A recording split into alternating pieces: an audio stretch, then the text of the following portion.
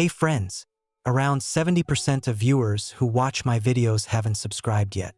If you enjoy the content, please consider subscribing. It would truly mean a lot to me. Also, don't forget to hit the like button and share your thoughts in the comments.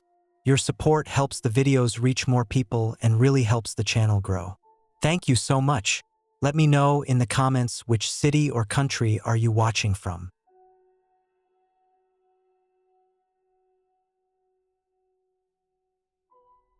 I set out early in the morning, just as the sun was beginning to push light through the thick trees. The air was cool and fresh, filled with the scent of pine and damp earth. I had no specific destination in mind, just a trail I had heard about from a local hiking blog. It was supposed to be a quiet path, not crowded with tourists, winding through the woods and up to a ridge where you could see for miles.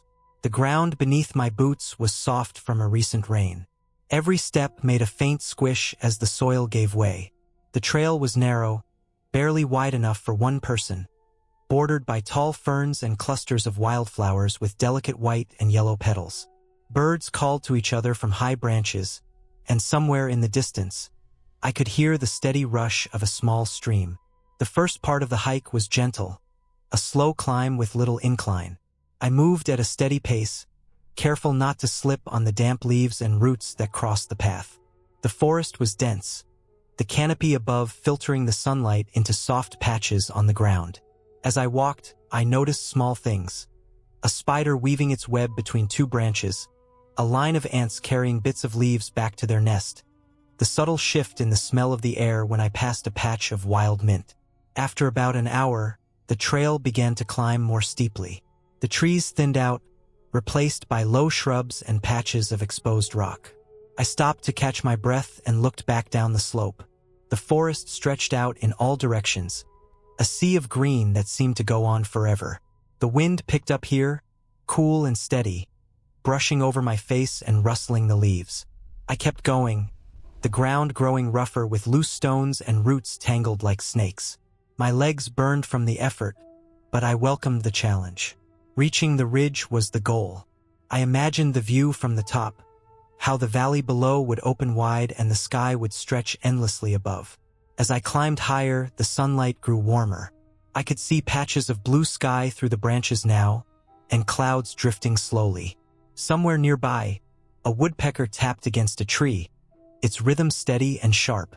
The sound helped me keep my pace, steady and strong. Near the top, the trail flattened out, and I found myself in a clearing.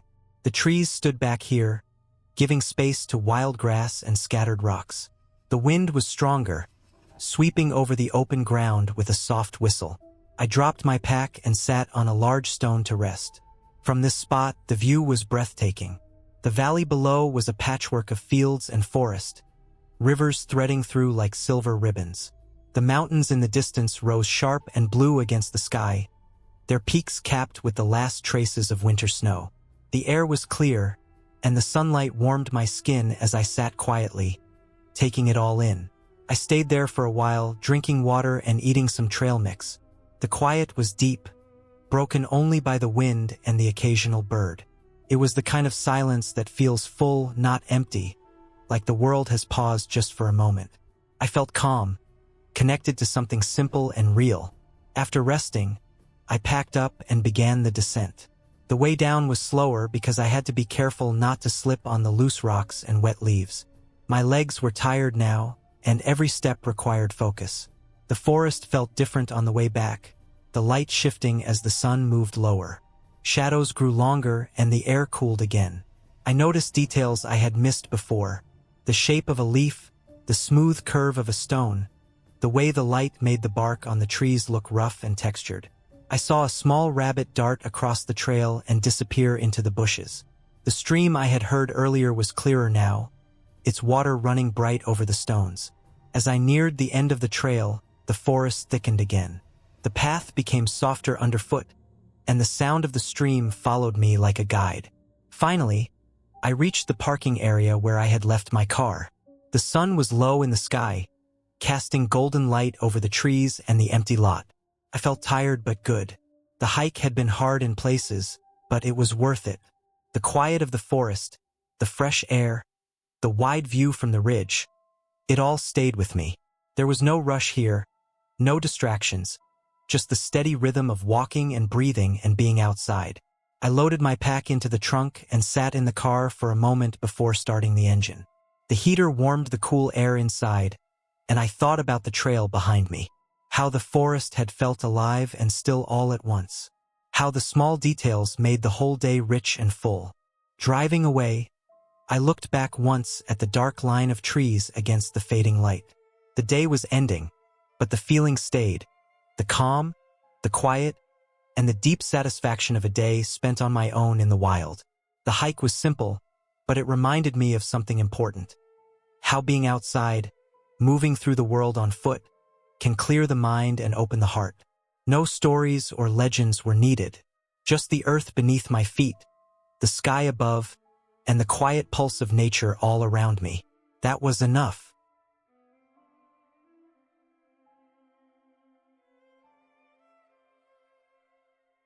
I set out early in the morning, the sun barely up and the air crisp and cool. The trailhead was quiet except for the soft rustling of leaves and the distant chirping of birds. My pack felt heavier than usual, loaded with extra water, food, and gear. The plan was simple. A solo hike through a section of forest I had never explored before, a place marked on the map only as a cluster of dense woods and rough terrain.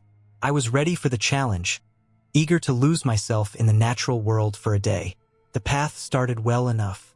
It was narrow but clear, lined by tall pines and oaks whose branches swayed gently in the light breeze. The ground beneath was soft with a thick layer of fallen leaves and pine needles.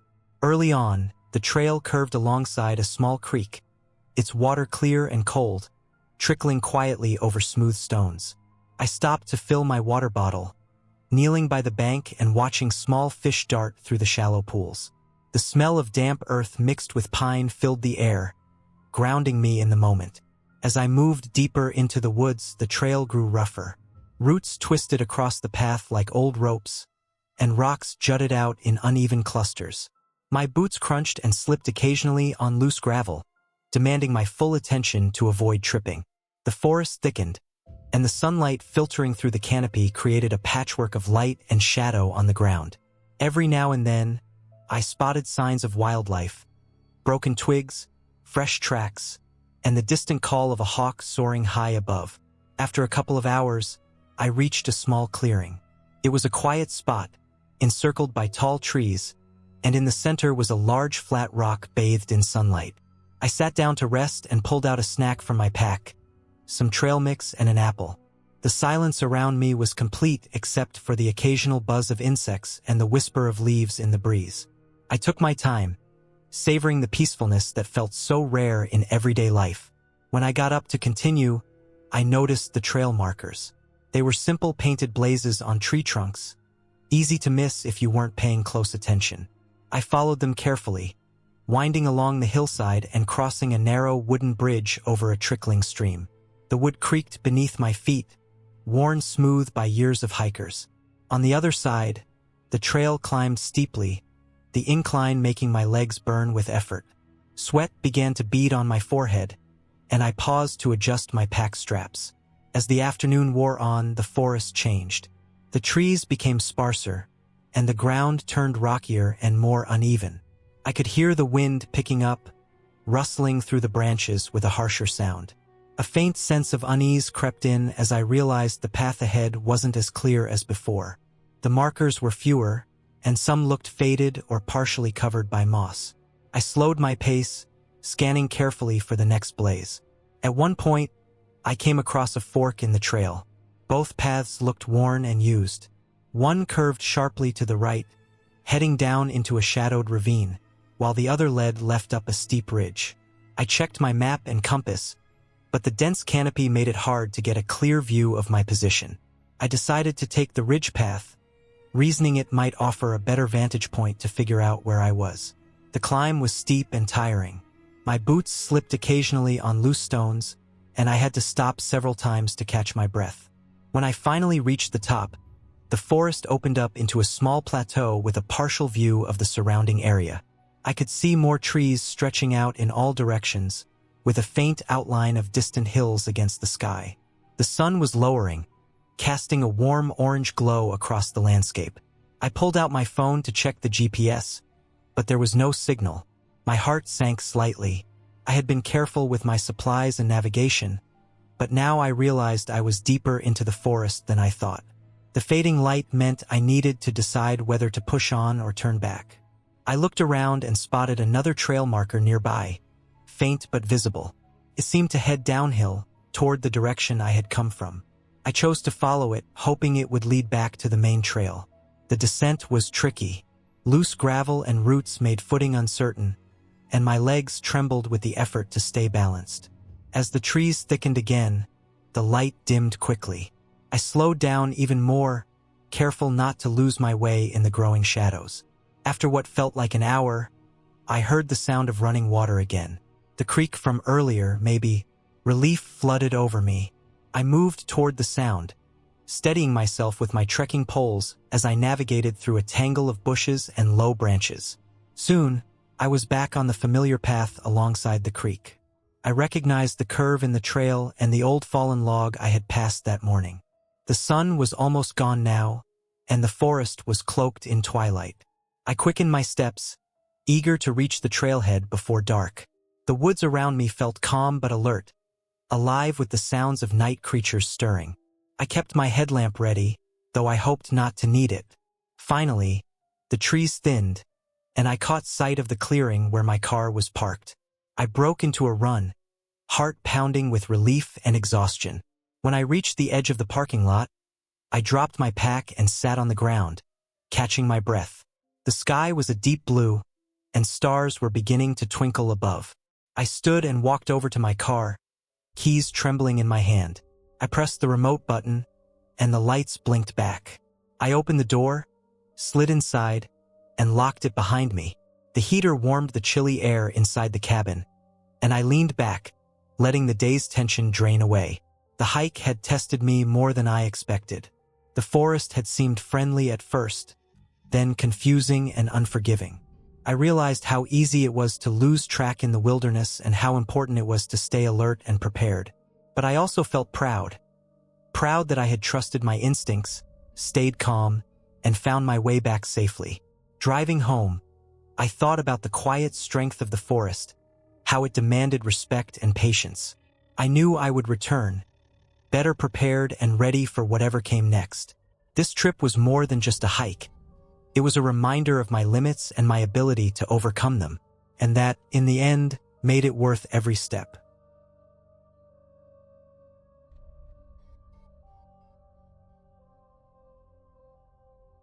The morning air was cold and fresh when I set out on the trail.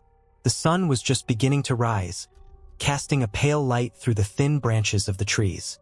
The forest was quiet except for the crunch of my boots on the dirt path.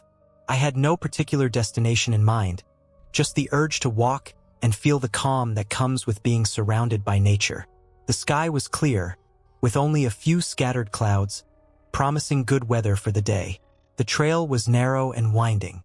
On both sides, tall pines and oaks stood closely together, their leaves and needles forming a thick canopy overhead. Light filtered through the branches in scattered patches, making the ground look like a mix of dark shadows and bright spots. The smell of pine and earth filled my nose as I moved steadily forward. My backpack was light but sturdy, holding only the essentials: a water bottle, some snacks, a map, and a first aid kit. I had packed a light jacket, but the coolness of the air kept me comfortable without needing it just yet. After about an hour of steady walking, the trail began to rise gently. The trees grew thinner, and the forest floor became rocky, dotted with moss and small plants. I noticed the sound of a stream nearby, the rush of water moving over stones. Following the sound, I came to a small creek crossing the path. The water was clear and cold, running quickly between smooth rocks. I stopped to fill my water bottle and took a moment to watch the water flow. It felt peaceful, almost like the world had slowed down around me. Continuing up the trail, the trees opened more, and the landscape changed. I was moving into higher ground now, where the forest thinned and patches of grass and wildflowers appeared. The sun was higher in the sky, warming my face and arms. I stopped to eat some nuts and dried fruit from my pack. The trail was still quiet, only the occasional chirp of birds breaking the silence. I felt alone, but in a good way, like I was the only person who mattered for the moment. The path became steeper and more challenging. Rocks jutted out from the soil, and the incline made my legs burn with effort. I paused a few times to catch my breath and take in the view. From this height, I could see the tops of the trees I had passed below, the forest stretching out in every direction. It was a sea of green, with small patches of brown and gray where rocks and dirt showed through. The sky above was bright blue, a perfect contrast to the land below. Near the top of the hill, the trail leveled out again and led to a clearing. This was the kind of place hikers dream about. The clearing was open and sunny, filled with tall grasses and wildflowers waving gently in the breeze. In the center stood a large, flat rock that looked like it had been placed there by nature just for resting. I sat down, glad for the break. The warmth of the sun on my skin felt good after the hard climb. While sitting, I looked out over the valley below. The forest stretched far and wide, broken only by the ribbon of a river snaking through the land. I could see a few small houses far in the distance, tiny specks against the vast green. The view was beautiful and peaceful, and I felt a strong sense of calm and happiness.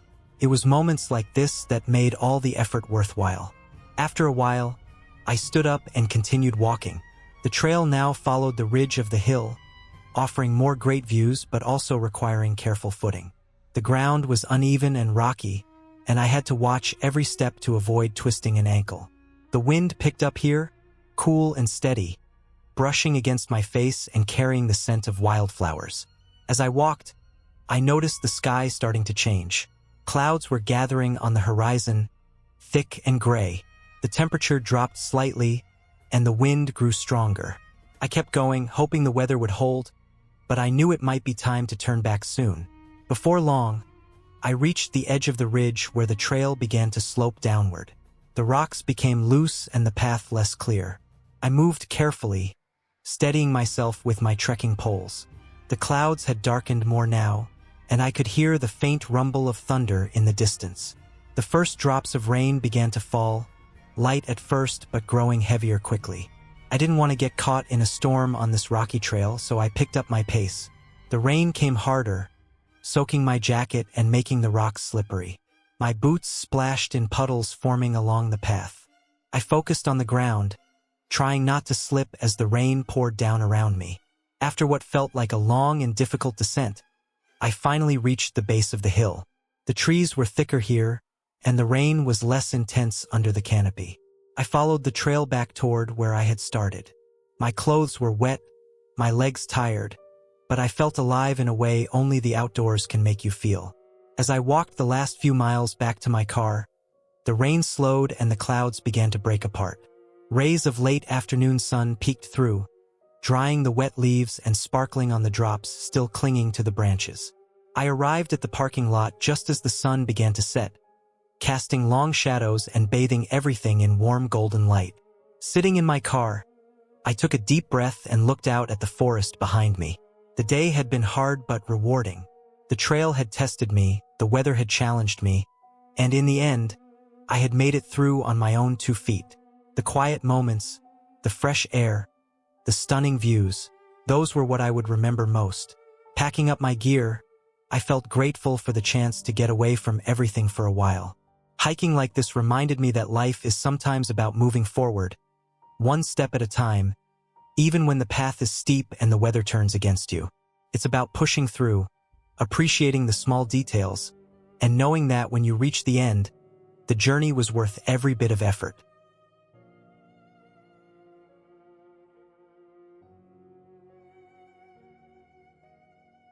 The morning air was cool and crisp as I stepped onto the trailhead.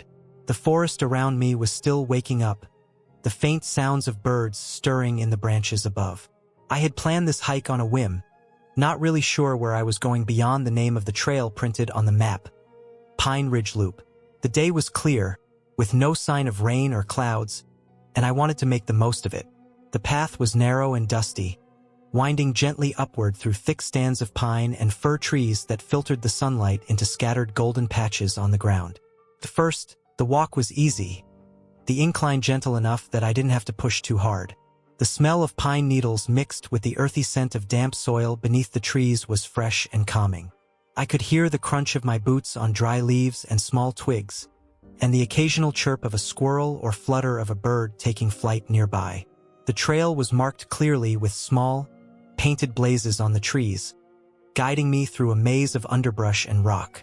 As I walked, the forest began to open up here and there, revealing small clearings dotted with wildflowers. Their colors stood out sharply against the green backdrop, yellow, white, and delicate purple blossoms that swayed lightly in the soft breeze. I stopped for a moment to catch my breath and to soak in the quiet beauty. The sun was higher now, warm on my skin but not hot, and I could feel a pleasant sweat starting on my forehead. The trail grew steeper as I continued, the loose dirt and rocks making my footing less steady. I slowed down to steady myself, planting each foot carefully to avoid slipping.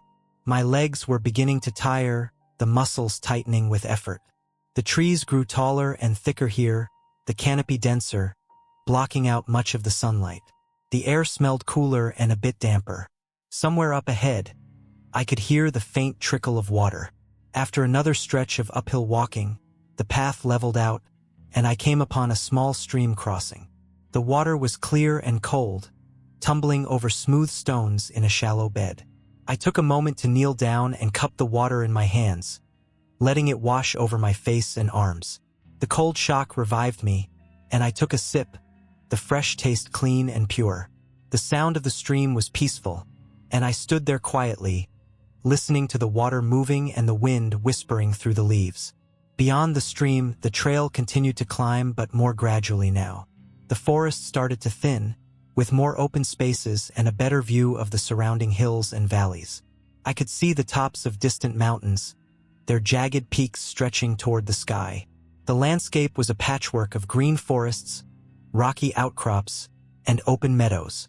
The wind picked up here, stronger and cooler, pushing against my jacket. I felt a swell of satisfaction.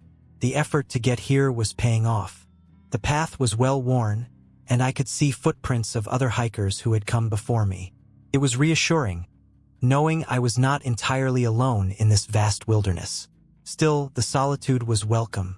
I had wanted to get away from the noise and rush of daily life, and this quiet, natural world was exactly what I needed. As I moved forward, I noticed some scattered fallen logs along the trail, their bark peeling and surfaces rough from years of weathering.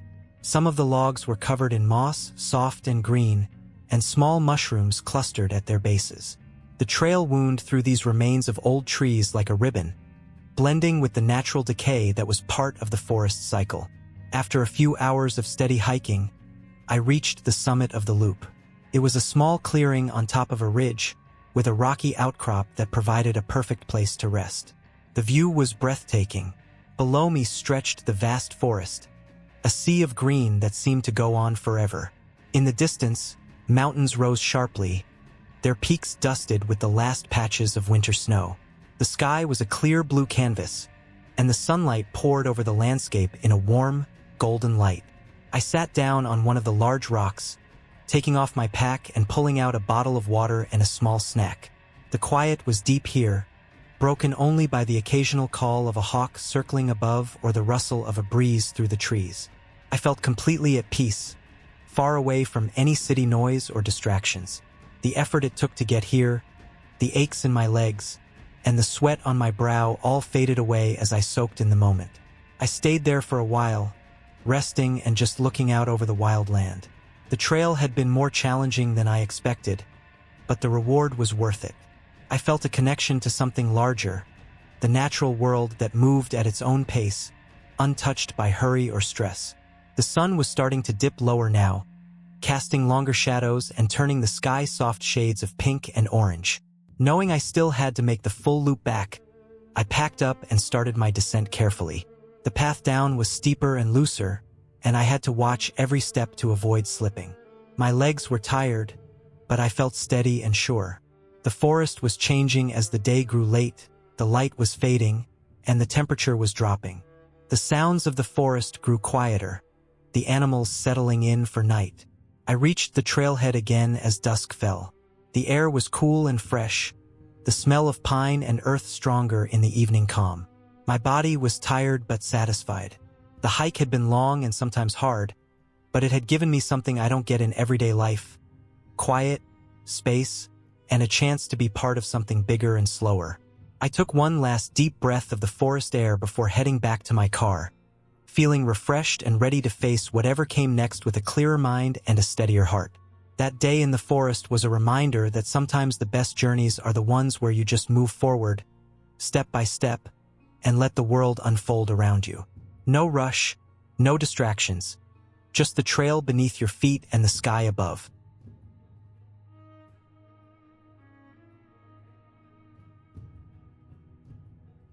The sun was just rising as I started my hike on a trail I had never been on before. I had decided to pick a random spot on the map the night before, somewhere far from the usual crowded parks. The air was fresh and cool, with a light breeze brushing against my face.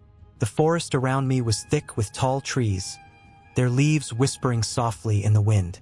The ground was covered in dry leaves and pine needles, making my boots crunch as I walked deeper into the woods. The trail was narrow and winding, marked by simple wooden signs that looked old but still sturdy. I noticed that the trees here were much older than I expected, their bark rough and thick. Every now and then, small rays of sunlight broke through the canopy above, casting golden patches on the forest floor. The smell of damp earth mixed with pine was strong and calming. I kept a steady pace, carrying only a backpack with water, some snacks, and a basic first aid kit. The path had some uneven parts where roots stuck out like fingers from the ground, and rocks that forced me to watch my step carefully. The quiet around me was only broken by the sound of birds calling and the occasional rustle of small animals moving through the underbrush. I liked the solitude. It made the hike feel peaceful, even though I stayed alert. After walking for about 2 hours, I reached a small clearing. The space was open, with soft grass and wildflowers growing in clusters. In the middle stood a large, weathered rock that looked like it had been there for centuries. I took a break, sitting on the rock to drink some water and eat a granola bar. From there, I could see part of the valley below, where the trees gave way to fields and a winding river. The view made the effort worth it. Refreshed, I continued on the trail, which started to climb more steeply. My legs felt the strain, but the promise of reaching a high point kept me moving. The trees thinned out, replaced by bushes and patches of grass growing between the rocks.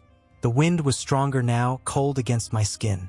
I could hear the distant sound of the river below getting louder as I climbed higher. As I approached the top of the ridge, the trail disappeared into a rocky area.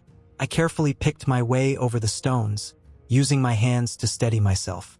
The effort was hard, but the air was clear and the sky wide above me. Finally, I reached the summit just as the sun climbed higher, casting light across the landscape in every direction. From that vantage point, I could see miles of forest stretching out, broken only by rivers and small lakes. The colors of the trees varied from deep green to orange and yellow, signaling the start of fall. The wind was strong but refreshing. I sat down on a flat rock and looked around, feeling small but connected to something bigger. After resting and taking in the view, I checked my watch. I had been hiking for nearly 4 hours. I still had to return, but I wanted to take a different path down. I had seen on the map that there was a loop trail that might be longer but would bring me back to my car without repeating the climb. The descent was harder in some ways. The rocks were slippery from morning dew, and the bushes scratched at my arms as I moved through them. My legs ached from the climb and the uneven ground, but I kept going carefully. The trail went down steeply in some places, winding through narrow gullies and crossing small streams. The sound of water rushing over rocks was a welcome change from the silence of the forest. About halfway down, I noticed a patch of wild raspberries growing beside the trail. I paused to pick a few, the sweet taste refreshing. It was the kind of small reward that made the hike feel even better. The forest around me was dense again, with tall trees and thick undergrowth. I stayed focused on the trail, knowing that getting lost here would be a serious problem. As I neared the bottom, the sun was warm on my back, and the air smelled like grass and earth. I could hear distant sounds of cars and people, a reminder that civilization was close. The trail ended near a small parking area where a few other hikers had left their cars. I felt a sense of relief and accomplishment walking back to mine. I unpacked my gear, feeling tired but happy. The hike had been exactly what I needed. A chance to get away, push myself physically, and connect with nature. I thought about how random this spot had been, chosen without much planning, and how it had turned out to be one of the best hikes I had done in a long time. Driving away, I looked back at the forest edge disappearing behind me. I knew I would come back to this area, maybe explore more trails or revisit the one I had just done. The sense of calm and achievement stayed with me, a reminder that sometimes the best adventures come from taking a chance and stepping into the unknown. The day ended with the sky turning pink and purple as the sun set. I felt grateful for the quiet moments, the challenges, and the beauty I had seen. The hike was more than just exercise. It was a reset for my mind and body, and that was something I knew I could carry with me for a long time.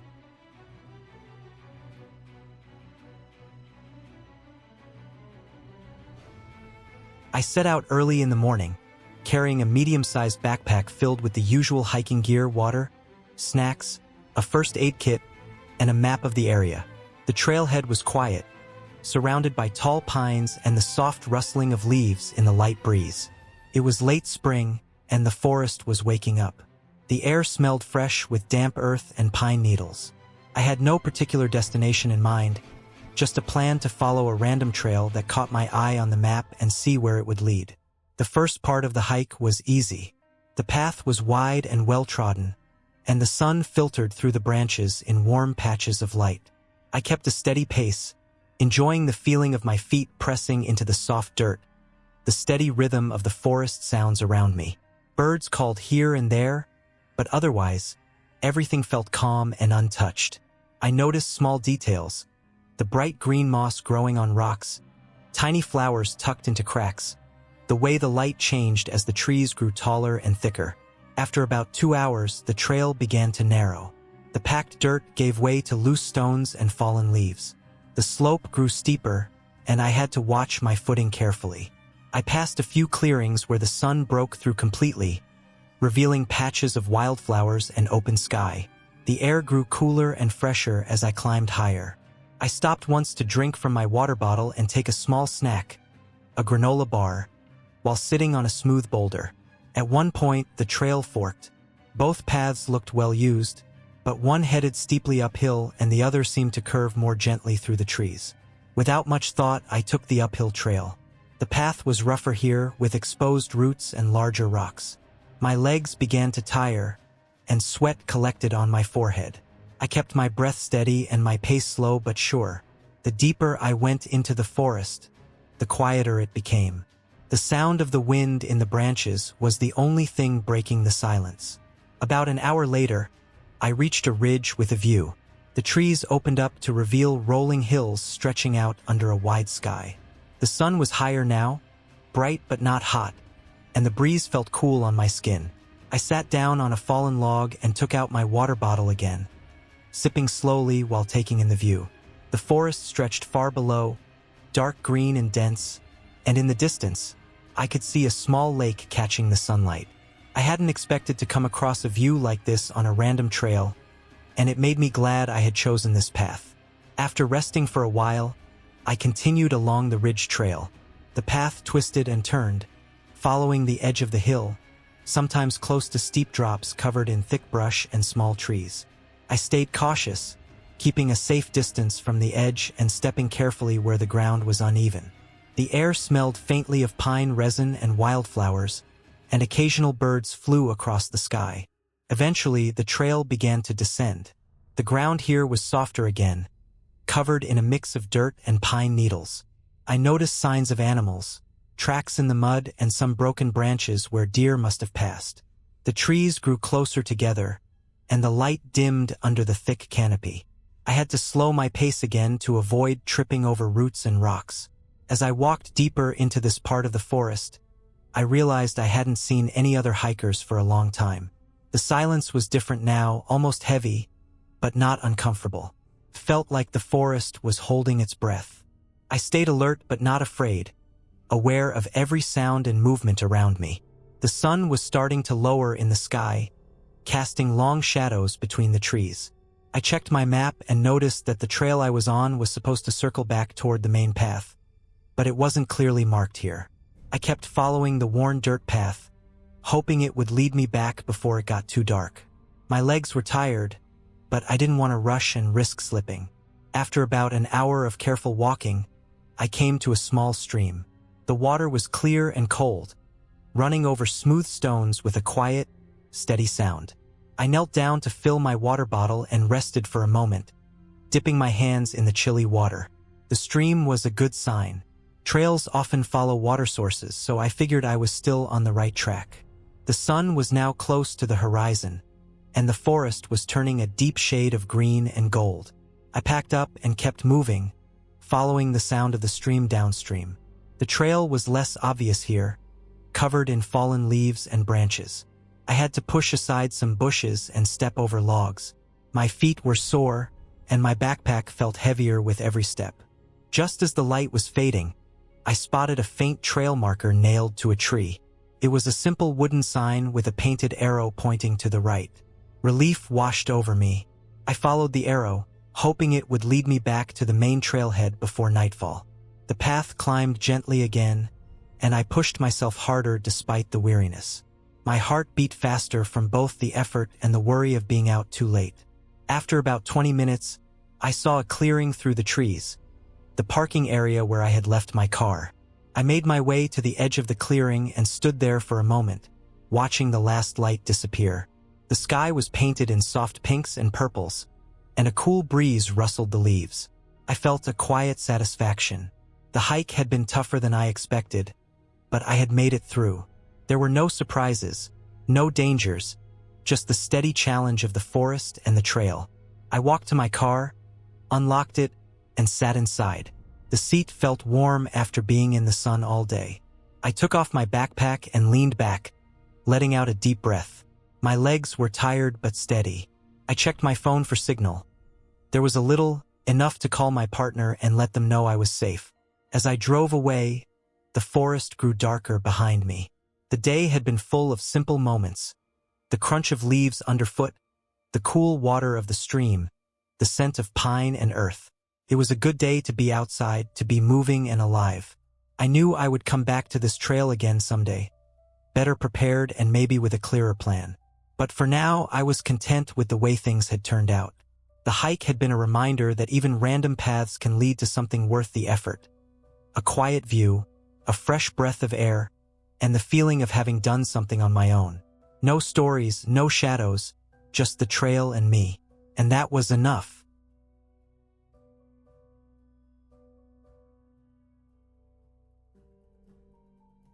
I set out early in the morning, just as the sun was starting to push its light through the thick layer of clouds.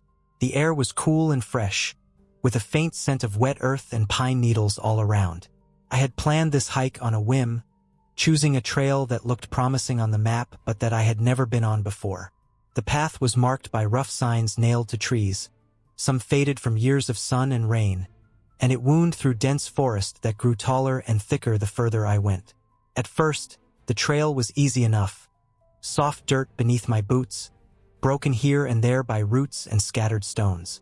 I passed small clearings where wildflowers grew, splashes of color among the endless green. Birds called out overhead, their songs mixing with the sound of a small creek that followed the trail on one side. The forest felt calm and alive. I kept a steady pace, breathing steadily and feeling the rhythm of my steps in tune with the quiet world around me. After a couple of hours, the terrain began to change.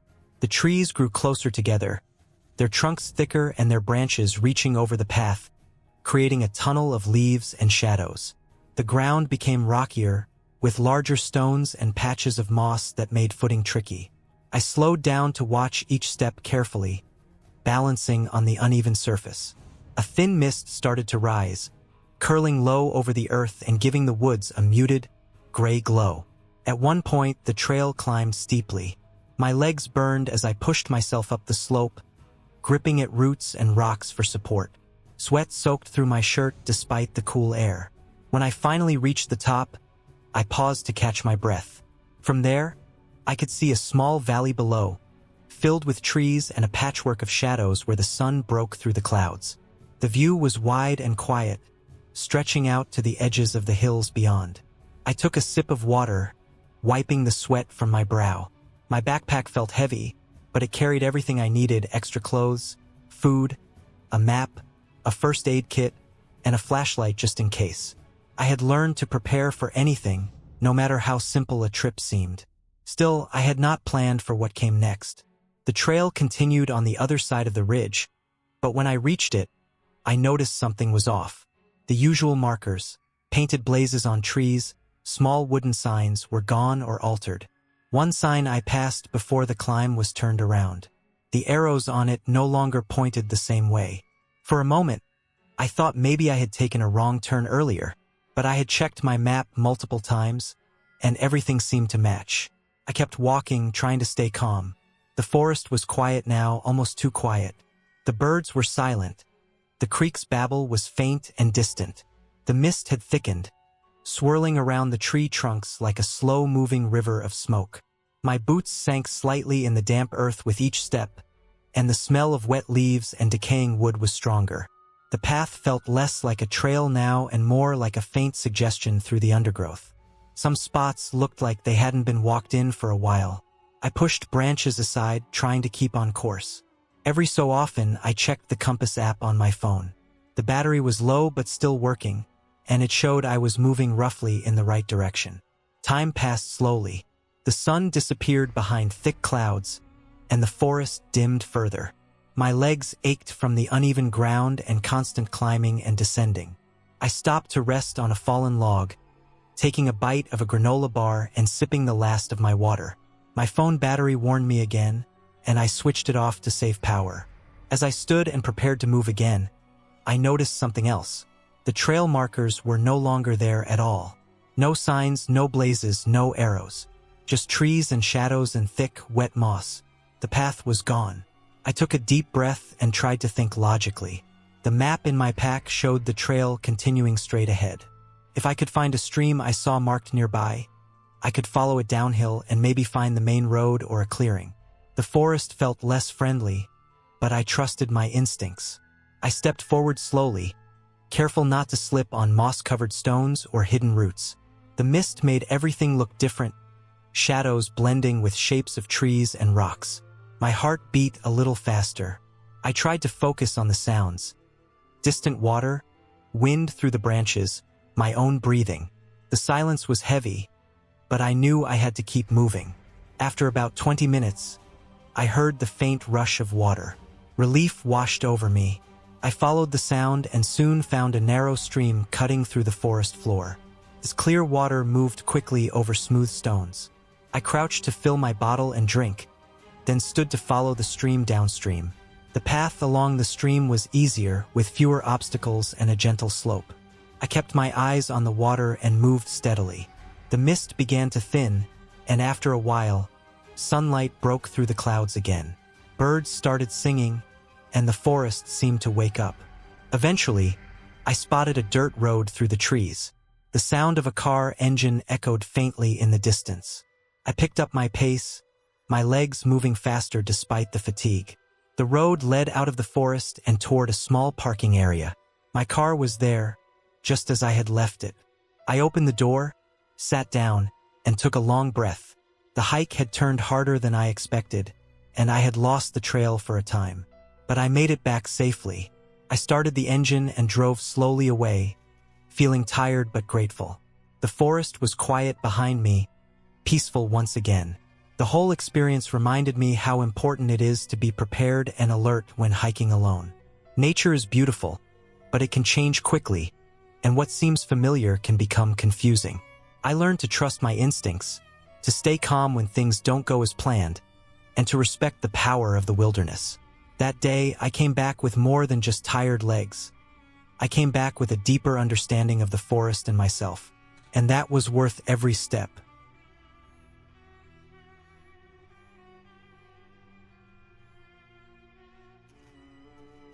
I set out early that morning, carrying a pack heavier than I liked but filled with all the basics I thought I might need for a solo day hike.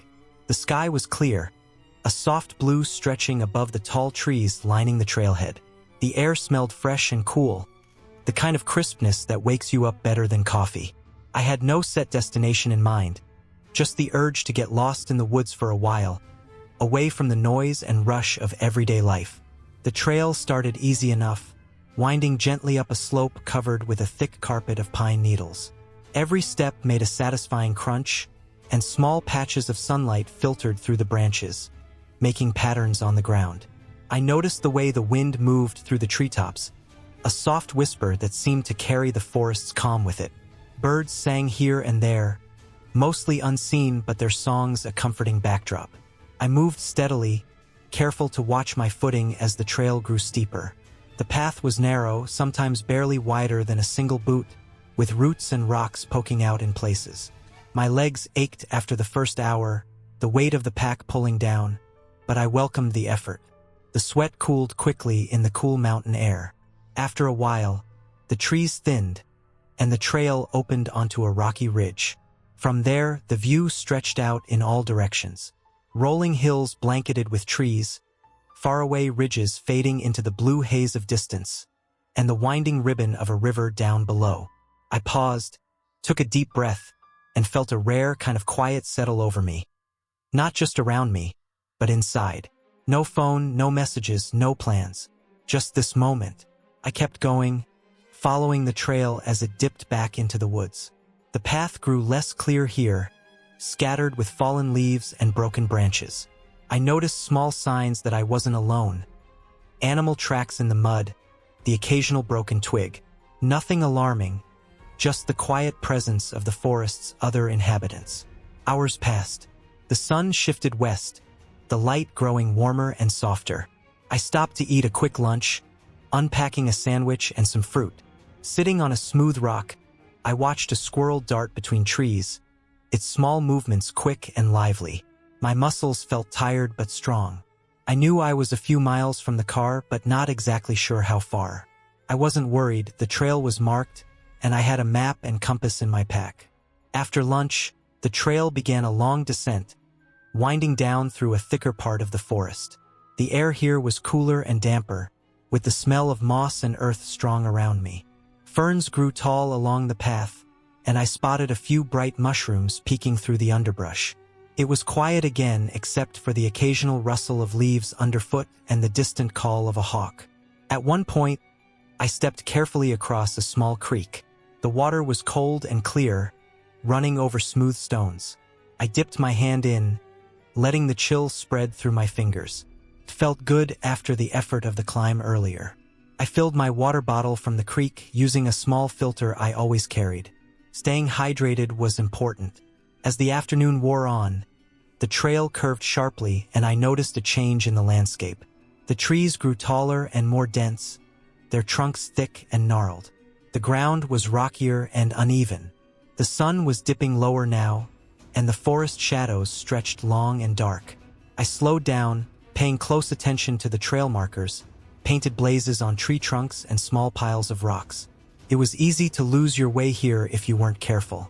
My steps grew lighter, quieter. I wanted to stay alert but also calm. Suddenly, the trail seemed to disappear. No clear path ahead, just thick brush and fallen logs. I stopped and looked around. It felt like the trail split or was blocked, maybe from a storm that had passed through days earlier. I pulled out my map and compass, cross-checking the terrain and my position. Taking a deep breath, I decided to make my way carefully off the main path, aiming to reach a known point marked on the map. A small clearing near a creek that could serve as a good place to rest if needed. I moved slowly, stepping over roots and ducking under branches. My heart beat a little faster, but I stayed focused on the compass. After a tense 10 minutes, I finally saw the clearing ahead, a bright patch of sunlight shining through the trees. Relief washed over me. I sat down on a flat rock, taking off my pack to rest my shoulders. I drank water, ate a little trail mix, and looked around. The clearing was peaceful, a perfect little spot with wildflowers and buzzing insects. I felt the steady beat of my own breathing and the steady pulse of life around me. After a few minutes, I took out my phone to check the time and signal. A small bar of reception popped up, enough to send a quick message to a friend telling them where I was and that I was fine. I stayed there a while longer, letting the calm sink in. The sun was setting, painting the sky in soft shades of orange and pink. I packed up carefully, making sure to leave no trace of my stay. The trail back to the car was easier to find from here, marked clearly once again. Walking back in the fading light, I moved steadily but without rush. The forest changed with the sunset, cooler and quieter. I reached the parking area just as the last light slipped behind the hills. The car was where I left it, and the quiet hum of the engine was a small comfort after the silence of the woods. Driving home, I thought about the day, the feeling of being part of something bigger, the simple beauty of nature, and the steady rhythm of walking through the wild. The tiredness in my legs was the good kind, proof of effort and time well spent. The world felt a little slower and clearer than it had that morning. That day wasn't about conquering a peak or reaching some famous spot. It was about the small details, the sound of the creek, the smell of pine, the way the light moved through the trees. It was about being fully present and finding peace in the quiet moments.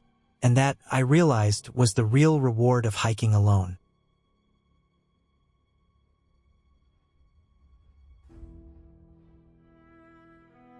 I woke up early that morning, feeling the usual mix of excitement and calm before a hike.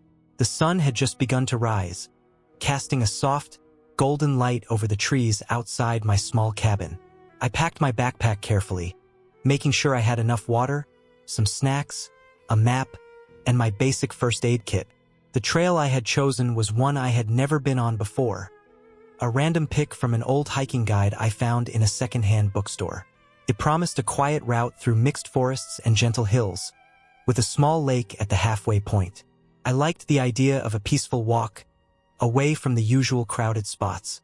The air was crisp as I stepped onto the trail, the soft crunch of leaves and pine needles under my boots the only sound at first. The path was narrow but clear, winding gently between tall trees. The forest around me was full of life, the distant call of birds, the occasional rustle of small animals moving in the underbrush. The smell of damp earth and pine was fresh and sharp, filling my lungs with every breath. I moved at a steady pace, enjoying the quiet and the rhythm of walking. After about an hour, the trail began to climb gradually. The trees thinned a little, and I could see patches of sky through the branches. The sun rose higher, warming my back and casting long shadows on the ground. I stopped for a moment to take a drink of water and look around. The forest seemed to open up, and I could see hills rolling away in the distance, covered in green and gold. The map said the lake was just beyond the next ridge. As I climbed the ridge, the path became rocky in places. I had to watch my step more carefully, but the effort was worth it.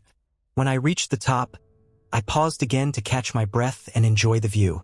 The lake lay below, shining like a mirror, calm and clear. The water reflected the blue sky and the trees around it.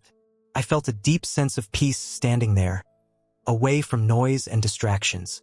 I made my way down to the lake, finding a small flat area near the shore to rest. The ground was soft with moss and fallen leaves. I sat down, pulled out some food, and ate slowly, listening to the quiet sounds of the forest.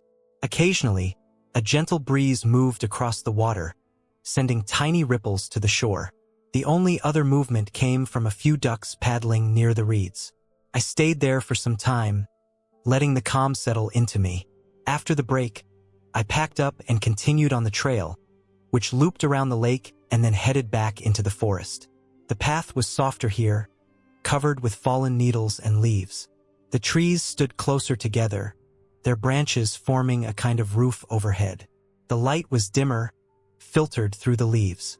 I could see little plants and flowers along the edges of the path, and sometimes a squirrel darting up a tree. As the afternoon moved on, I noticed the trail started to change. The ground became uneven, and in some places, roots crossed the path like natural obstacles. I had to slow down and step carefully. The forest felt older here, wilder. I liked this part, the way the trees grew thicker and the air smelled earthier. I spotted a few mushrooms near a fallen log and paused to take a closer look. Their shapes and colors were strange but beautiful in their quiet way. After a while, I came to a small creek crossing the trail. The water was clear and cold, running over smooth stones with a soft murmur. There was a makeshift wooden bridge, just a few planks laid across the stream. I tested each plank carefully before crossing.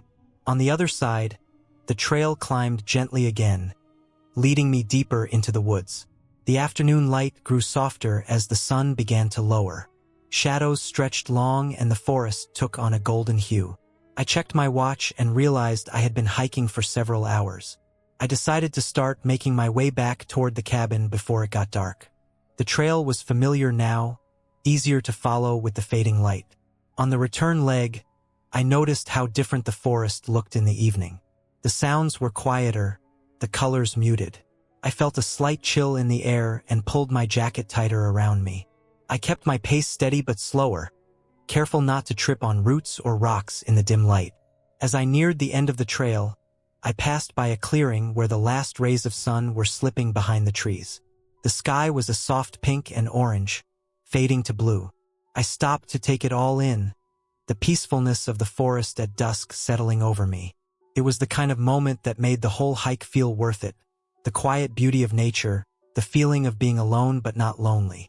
When I finally reached the cabin, my legs were tired but my mind felt clear. I unpacked my gear, drank some water, and sat for a while on the porch. The forest was dark now, the sounds of night insects and distant birds filling the air. I felt grateful for the day, for the chance to be outside, to move through the woods and see places I had never seen before. The hike was exactly what I needed. Not too hard, not too easy, just a long walk through nature to clear my head. I made a mental note to return to this trail again someday. It was a simple day. No surprises, no dangers, just the steady rhythm of walking and the quiet world of the forest around me. That kind of peace is rare and precious, and I was glad to have found it.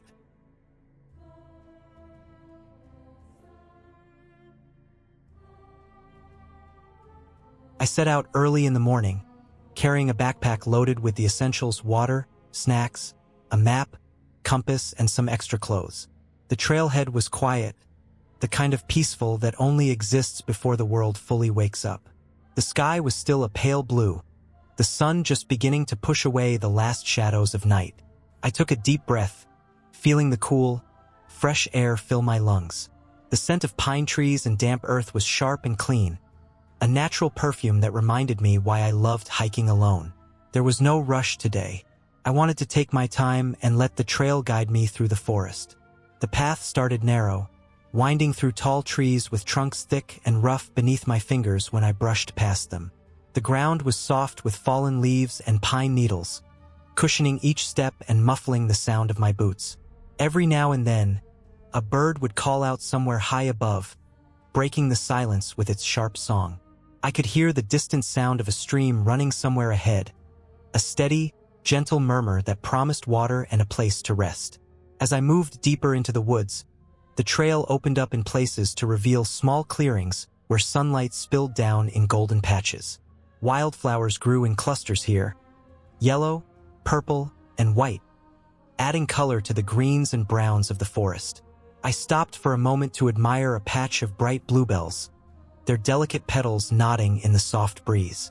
I took a sip of water, wiping the sweat from my forehead. The day was warming up, but the shade of the trees kept the air fresh and cool. The trail gradually climbed, getting steeper and rockier. My legs started to feel the effort, muscles tightening with each step upward. I slowed my pace, careful to place my feet on solid ground. Loose stones could easily send me slipping, and I wanted to stay safe.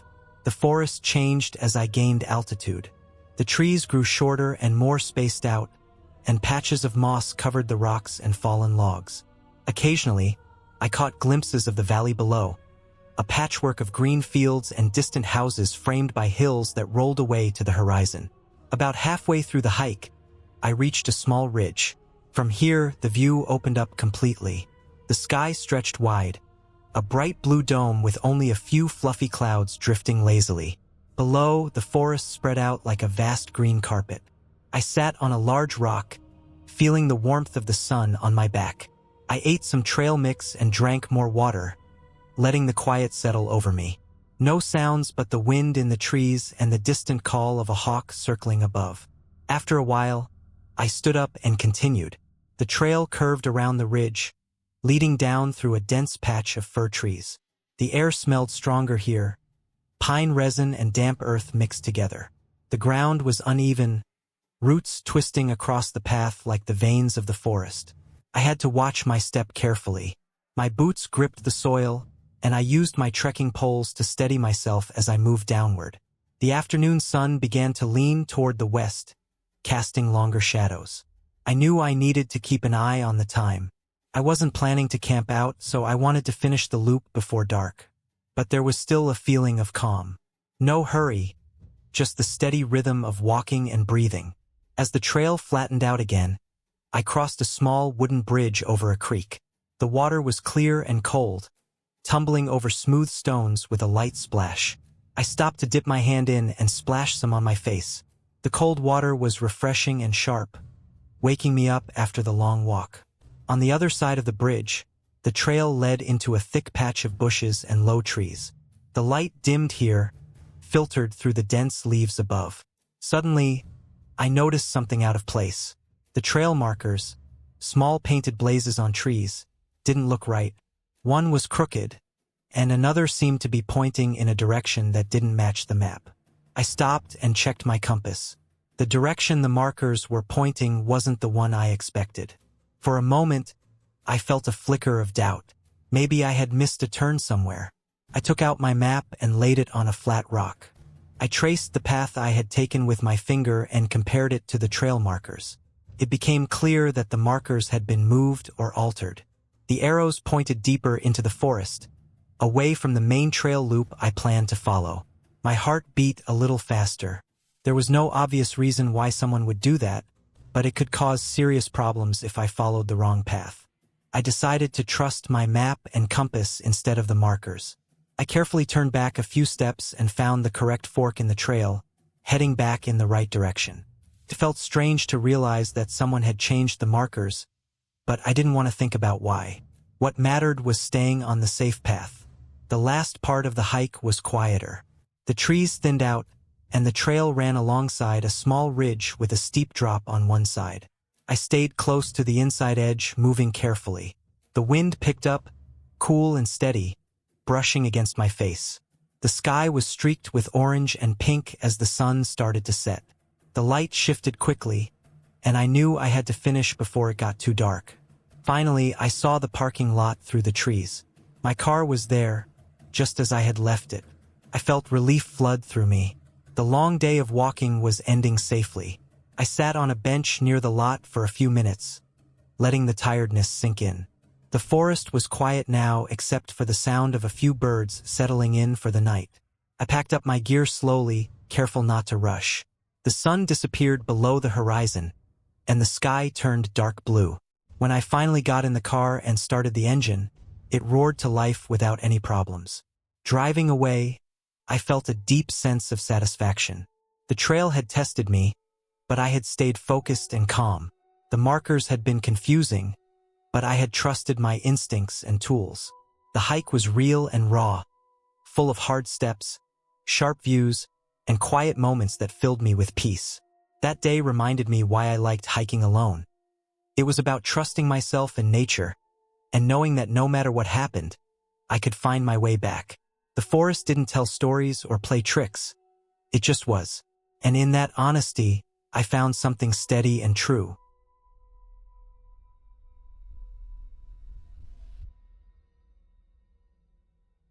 I went on that hike because I wanted quiet and space in my head. Work had been heavy for months and I was sleeping badly. I picked a random trail from an old guidebook, a long loop through dense hills far from towns. The book said it was lightly used but safe. I packed simple food, water, a map, a headlamp, a small first aid kit, and a cheap compass. I told myself I would be back before dark. The trailhead was empty when I arrived. The air smelled wet and cold. The forest was thick with tall trees that blocked most of the sky. The ground was soft with old leaves and pine needles. Every step made a dull sound. I felt calm at first. The trail was clear and wide enough to follow without thinking. The deeper I went, the quieter it became. Even birds were rare. I could hear my breathing and my boots on dirt. After 2 hours, the trail split. The map showed a loop, but the sign at the split was faded and bent. One arrow pointed left, one right. Both names were scratched and hard to read. I chose left because the ground looked more used. The path narrowed soon after. Branches brushed my arms. The trees grew closer together. Light dropped fast even though it was still early afternoon. I noticed small things that felt wrong but easy to ignore. Fresh boot prints that did not match mine. Broken twigs at shoulder height. A dropped food wrapper that looked new. I told myself other hikers were nearby. That thought should have made me feel better. It did not. The trail started to climb. My legs burned. Sweat soaked my shirt. I stopped to drink water and check the map. The landmarks did not match what I saw. A ridge that should have been to my right was missing. The slope felt steeper than the book described. I walked on, expecting the trail to correct itself. Then the path disappeared. It did not end clean. It just thinned into nothing. Leaves covered the ground in every direction. I stood still and listened. The forest felt heavy and closed. I tried to backtrack, but my own prints were lost in the mess of leaves. I used the compass and headed east, which should have brought me back to the loop. Walking without a trail changed everything. Every step needed thought. Branches caught my pack. Rocks rolled under my boots. I moved slow to avoid twisting an ankle. The light faded more. The trees blocked the sun and the sky looked gray and flat. I checked the time and felt a tight pull in my chest. I heard movement behind me. Not a single sound, but a pattern. Leaves shifting. A pause. Then more movement. I stopped. The sound stopped. I moved again. It followed. I told myself it was an animal. That explanation did not fit the rhythm. Felt measured. I changed direction and moved faster downhill. The ground dipped and I slid, scraping my palm on a rock. Blood smeared across my skin. Pain made things sharp and clear. The sound behind me came closer. I did not run. Running would mean falling. I reached a narrow creek. The water was shallow but fast. I stepped into it and walked downstream, placing my feet in the water to hide tracks. The cold bit into my legs. I kept moving until my calves ached. I climbed out on the far side and pushed into thick brush, then stopped and listened. Silence came back. My heart hammered. I stayed still for a long time. The light was going. I turned on my headlamp. The beam cut a weak tunnel through leaves and trunks. I checked my supplies and forced myself to slow down. Panic would finish me. I decided to find higher ground. From a ridge I could get bearings or maybe see a road. The climb was brutal. Loose soil slid under me. I grabbed roots and branches. My hands shook from effort and fear. At the top, the forest opened a little. I could see layers of dark hills with no lights anywhere. No road. No town. I heard movement again, closer than before. The sound came from my left, then behind, then stopped. I turned slowly, sweeping the light. The beam caught nothing solid. I smelled sweat that was not mine. My stomach dropped. I moved along the ridge, keeping trees between me and the sounds. I found a fallen log and crouched behind it. I stayed there as the sky went black. My legs cramped. Bugs crawled on my face. I kept the light off and listened. Footsteps passed below me. Slow, careful. They stopped. I held my breath until my chest burned. The steps moved on.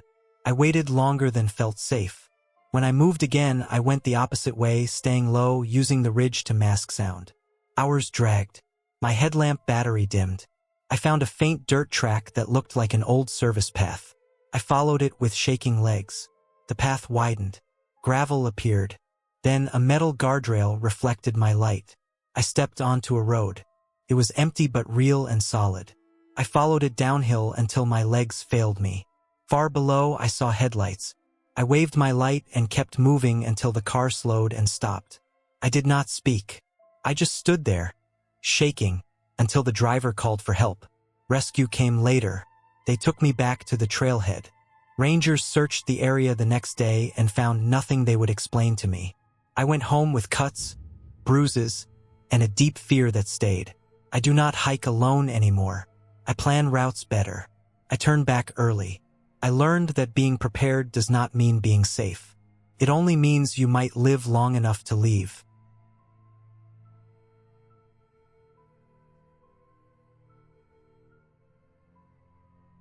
I went hiking alone on a random weekday because I had time off and wanted quiet. I chose a trail I had never walked before, one that cut through a wide stretch of forest and climbed a long ridge. It was not a famous place. It did not have signs every few steps or crowds. I liked that. I packed light but smart. Water, food, a headlamp, extra socks, a small first aid kit, a map printed on paper, and my phone. I did not expect trouble. I expected a long walk, sore legs, and a calm return before dark. The first few hours were easy. The trail was narrow but clear. Pine needles covered the ground and softened every step. The air smelled damp and clean. I could hear wind moving through the trees and birds shifting above me. I kept a steady pace and stopped now and then to drink water. I checked the map often even though the trail seemed obvious. I did not want to drift off it without noticing. Around midday the trail started to change. The ground became rockier. Tree roots crossed the path like thick ropes. The slope grew steeper and the forest closed in. Light thinned and the air felt cooler. I noticed fewer footprints. That did not bother me at first. I assumed most people turned around earlier. I reached a section where the trail split. One path climbed sharply. The other curved and dropped slightly. The map showed only one trail. I stood there longer than I planned. The ground showed marks on both sides, but the climbing path looked more worn. I followed it. After another hour, the trail faded. It did not vanish all at once. It just became harder to see. I kept walking, telling myself it would clear again. I used the map and matched the land shapes as best I could. The ridge was on my right. The slope dropped on my left. I felt sure I was still moving the right way. Then I noticed something wrong. The forest was too quiet. Not silent, but wrong. No birds. No wind. Just my breathing and the sound of my boots on rock. I stopped and listened. I stood there long enough for sweat to cool on my back. That feeling did not pass. I kept moving because standing still made my thoughts worse. Not long after, I saw signs of people. Not hikers. Broken branches stacked poorly. Pieces of plastic caught on bushes. A smell that did not belong in the forest. Chemical and sharp. I slowed down and watched the ground. I did not see fresh footprints, but the area felt used. I told myself to turn back. That was the smart choice. When I tried, I realized the path behind me did not look familiar. Trees crowded together in a way that made every direction look the same. I checked my phone. No signal. I checked the map again. The ridge was still there, but I could not tell if I had crossed something important without noticing. I decided to head downhill because water often followed low ground. The slope was steep and loose. I moved carefully, testing each step. Halfway down, I slipped. My foot slid on wet rock and I went down hard. Pain shot through my ankle and up my leg. I lay there breathing fast, waiting for it to settle. I sat up slowly and checked my ankle. It hurt, but it held weight. I wrapped it tight and rested longer than I wanted. The light through the trees had changed. It was later than I thought. I continued downhill at a slower pace. The forest grew thicker.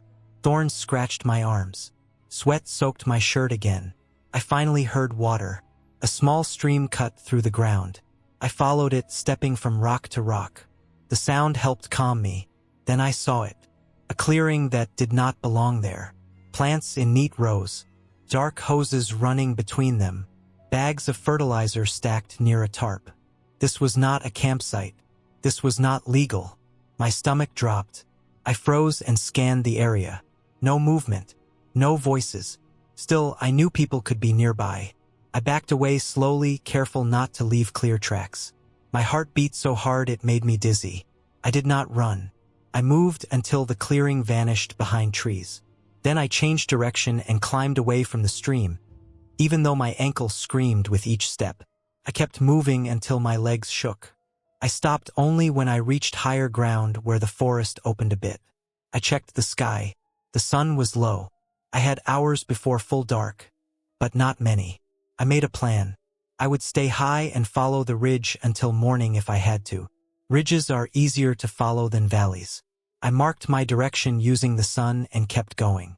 Night came faster than I wanted. Shadows stretched and swallowed the ground. I used my headlamp sparingly to save power. Every sound felt close. I forced myself to breathe slow and steady. I ate even though I was not hungry. I drank water in small sips. I found a place to sit against a large rock and waited. I did not sleep much. My ankle throbbed. Cold crept into my bones. I stayed alert, listening, counting breaths, watching the sky lighten. The first light, I moved again. I followed the ridge for hours. My pace was slow but steady. The forest began to thin. I started to see signs of a real trail again. Cut branches, worn dirt, footprints. Late in the morning, I stepped onto a wide path with clear markers. Relief hit me so hard my knees almost gave out. I followed it downhill and soon heard a road. I reached my car early that afternoon. I sat there for a long time before starting it. I cleaned the blood from my leg and unwrapped my ankle. It was swollen and dark. I drove straight to get help. I still hike. I still go alone sometimes. But I respect the line between calm and danger now. I do not push past fading trails. I do not ignore signs that feel wrong. That day ended with me walking out on my own feet, and that ending was clear and final. I was lucky.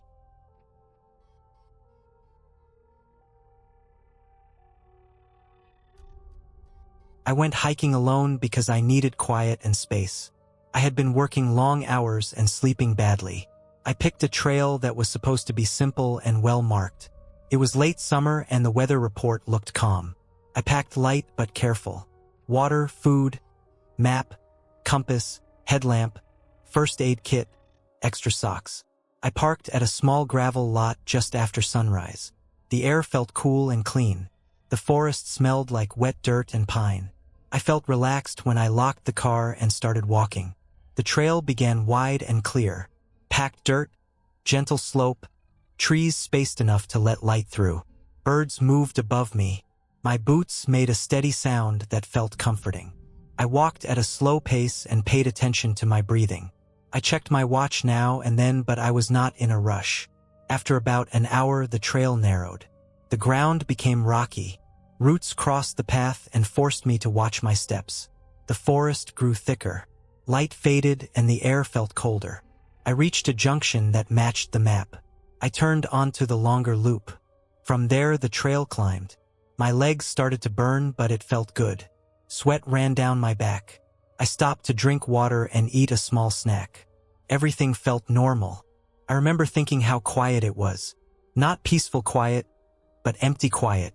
No wind, no insects, just my breathing and my steps. A few miles later, I noticed the trail markers were harder to see. Some were faded. Some were missing. The ground looked disturbed in places like water had washed it away. I kept going because the map showed the trail following a ridge and looping back. I trusted it too much. Clouds rolled in without much warning. The light changed fast. The forest turned gray and flat. I put on a light jacket and kept moving. Then I slipped. My foot slid on loose rock and I went down hard on my side. Pain shot through my ankle. I lay still for a minute and focused on breathing. When I tried to stand, my ankle screamed. I tested my weight slowly. I could walk, but not well. I wrapped it tight with a bandage and took pain medicine. Turning back felt like the right move. I checked the map again. I thought I knew where I was. I started back, but the trail did not look the same. I walked for a long time without seeing a clear marker. The forest closed in tighter. Bushes scratched my arms. The ground dropped away steeply on one side. I stopped and listened. Still nothing. No voices. No trail noise. Just my breath and a faint wind high above the trees. I realized I had drifted off the main path.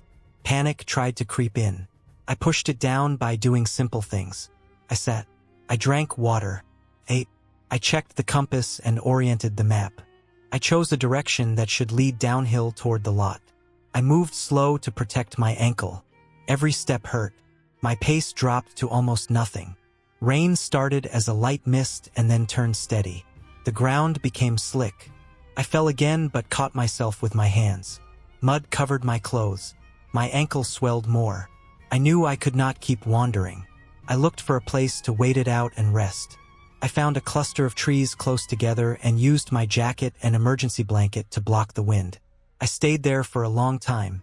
I kept checking the time and the light. Afternoon slid toward evening.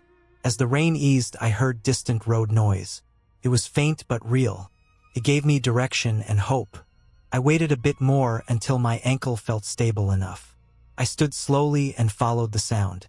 The ground sloped down and the trees thinned. I crossed a shallow stream and climbed a small bank. The forest opened into a wide cut where power lines ran overhead. I felt relief hit me hard. My hands shook. I sat and let it pass. I followed the cut carefully. It led to a dirt service road. The road led to pavement.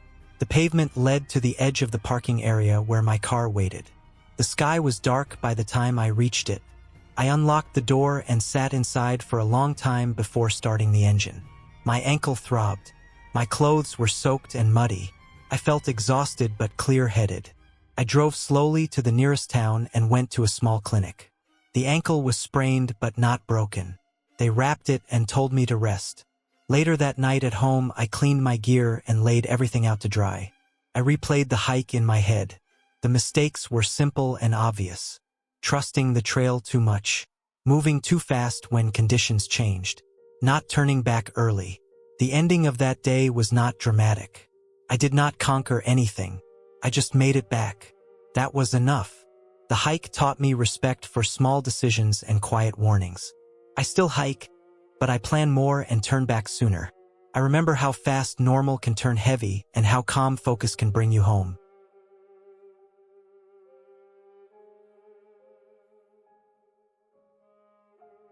I went hiking alone because I needed space from everything that felt loud in my life.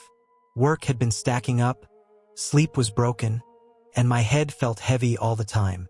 I picked a long trail that cut through state land and climbed into higher ground. It was not famous. It did not have viewpoints shared online. It was just a thin line on a map with a parking pull-off and a warning sign about limited cell service. That was exactly what I wanted. I arrived early in the morning when the air was still cool and wet. The parking area was empty except for my car and a rusted trash barrel. The forest around me was quiet in a way that felt deep, like sound had trouble traveling there. I checked my pack again even though I had already done it twice. Water, food, spare socks, jacket, headlamp, map, compass. Everything was there. I locked the car and started walking. The trail began wide and flat. Pine needles covered the ground and softened my steps. Sunlight came through the trees in broken patches. I paid attention to small details because it helped calm my mind. The smell of damp soil, the sound of birds moving above me, the slow rhythm of my breathing. For the first few hours, everything felt normal. I passed old trail markers nailed to trees. Some were faded. Some had bullet holes. I stayed on course and kept a steady pace. As the trail climbed higher, the forest changed. Pines gave way to thinner trees and thick brush. The ground became rocky and uneven. My legs started to feel the work. Sweat soaked into my shirt and dried again as the wind picked up. I stopped often to drink water and check my map. According to it, the trail made a long loop and crossed a creek before turning back toward the parking area. It should have taken me back by late afternoon. Around midday, I noticed the trail was narrower than before. It looked less traveled. Grass grew in the center. Some branches blocked parts of it. I assumed it was because fewer people hiked this section. I pushed through and kept going. The markers were still there, though spaced farther apart. I reminded myself that discomfort does not always mean danger. The first real problem started when I reached the creek. On the map, it was marked clearly. A simple crossing point. In reality, it was wider than expected and running fast from recent rain. The rocks were slick. I stood there for a long time judging the best place to cross. Turning back would add hours. I decided to cross carefully. I stepped slowly, testing each rock. My boots slipped once and icy water flooded in up to my ankle. My heart jumped, but I kept my balance and made it across. After the crossing, things felt off. The trail on the other side was hard to find. I walked in small circles until I spotted a marker farther ahead. It was tilted and old. I followed it and found what looked like the path again. I told myself it was fine. Trails change. Maps are not perfect. Time passed in a strange way after that. The light shifted and the forest grew darker earlier than it should have. Clouds rolled in and blocked the sun. I checked my watch and felt a small wave of panic. I was behind schedule. I picked up my pace, but the ground slowed me down. Roots caught my boots. Rocks shifted underfoot. At one point I realized I had not seen a marker in a long time. I stopped and forced myself to breathe slowly. I took out the map and compass. I tried to match the land around me to what I saw on paper. It did not line up the way I expected. The creek should have been behind me and downhill. Instead, I could still hear water nearby. That meant I was not where I thought I was. I made a decision to head downhill, aiming toward where the trail should reconnect. Moving downhill usually leads somewhere. As I walked, I noticed signs that made my stomach tighten. Broken branches that looked old. Faded tape tied to a tree that was not on any map. A small clearing with flattened grass, like someone had rested there a long time ago. No trash, no fire ring, just pressed earth. The light faded more. I checked my headlamp and kept it ready. I knew hiking out in the dark would be risky, but stopping overnight without planning would be worse. I focused on steady movement. I avoided rushing. My legs ached. My ankle from the creek crossing throbbed.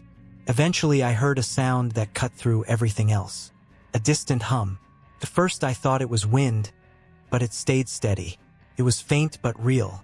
I followed it carefully, adjusting my direction little by little. After nearly an hour, the forest thinned. The ground leveled. I broke through a line of trees and saw a dirt road. I stood there for a long time just looking at it. Tire tracks. A crushed can near the edge. It felt unreal after hours of trees and rock. I knew roads meant people and people meant help. I followed the road downhill until I recognized the curve near the parking area. My car was still there, alone, exactly where I left it. I sat on the ground beside it and took off my pack. My hands shook as the tension drained away. The sky was dark now, but I was safe. I changed my wet sock, drank the last of my water, and sat until my breathing slowed. The drive home was quiet. My body was tired in a deep way that sleep would fix, but my mind stayed alert. I kept thinking about how small choices added up out there. How easy it was to drift off course without noticing. Nothing chased me. Nothing supernatural happened. The danger was simple and real. Distance, time, and the false comfort of thinking I was in control. When I finally got home, I cleaned my gear and laid everything out to dry. I marked the map with notes about where things went wrong. I did not feel proud or scared. I felt aware. Hiking alone taught me that the land does not care about confidence or plans. It only responds to attention and respect. I went to bed sore and exhausted, but clear-headed, knowing I would hike again, and knowing I would never take a trail lightly again.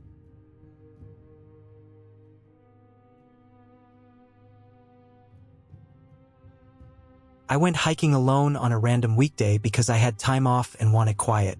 I chose a trail I had never walked before, one that cut through a wide stretch of forest and climbed a long ridge.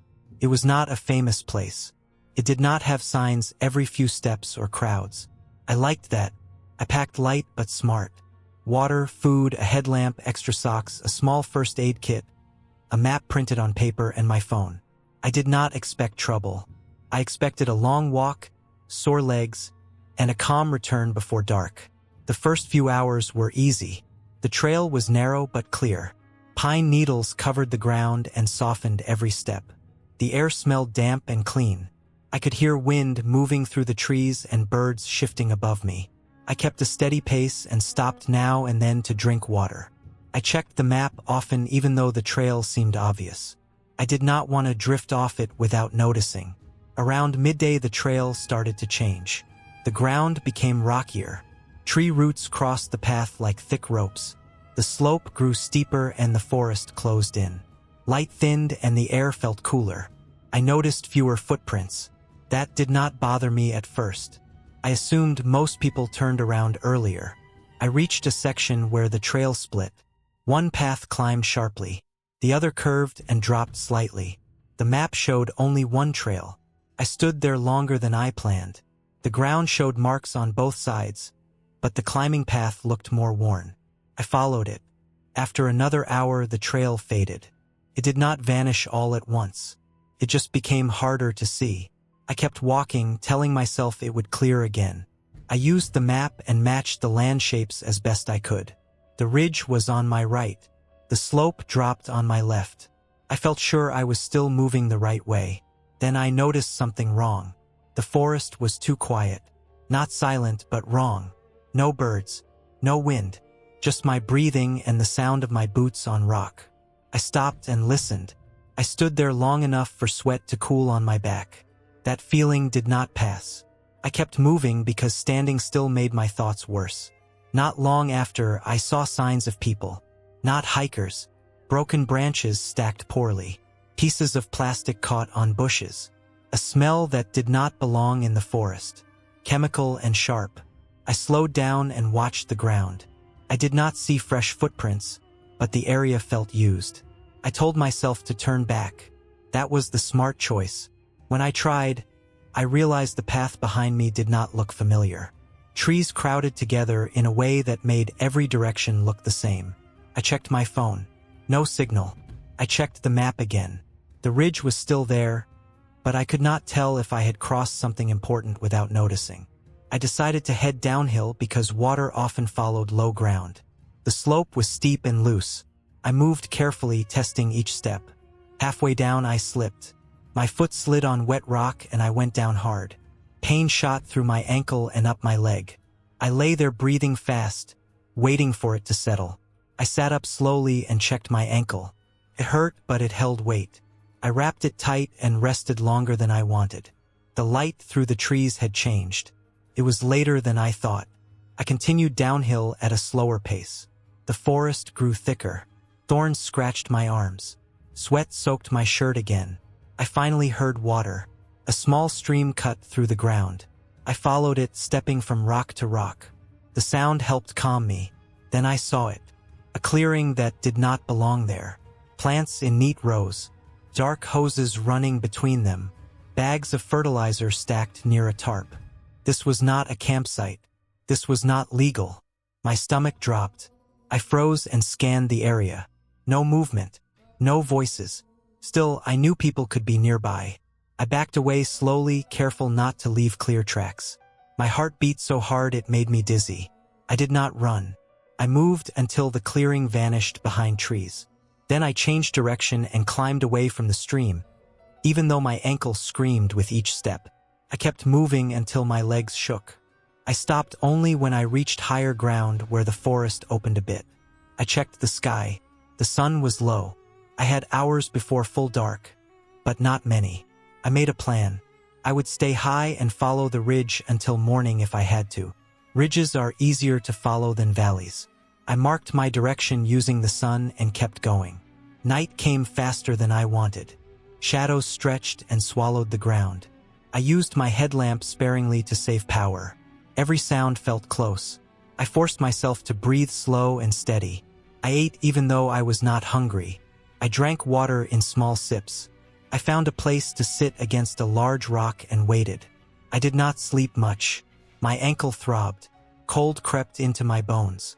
I stayed alert, listening, counting breaths, watching the sky lighten.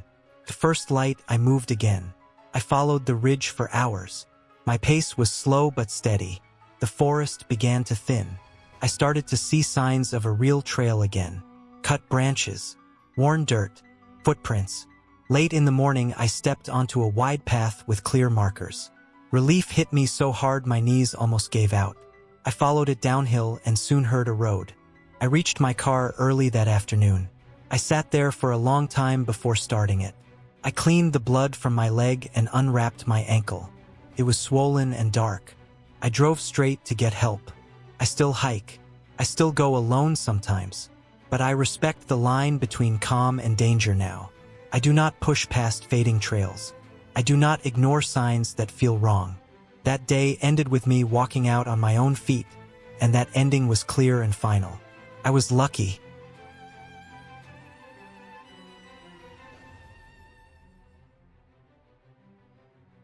I went hiking alone because I needed quiet and space.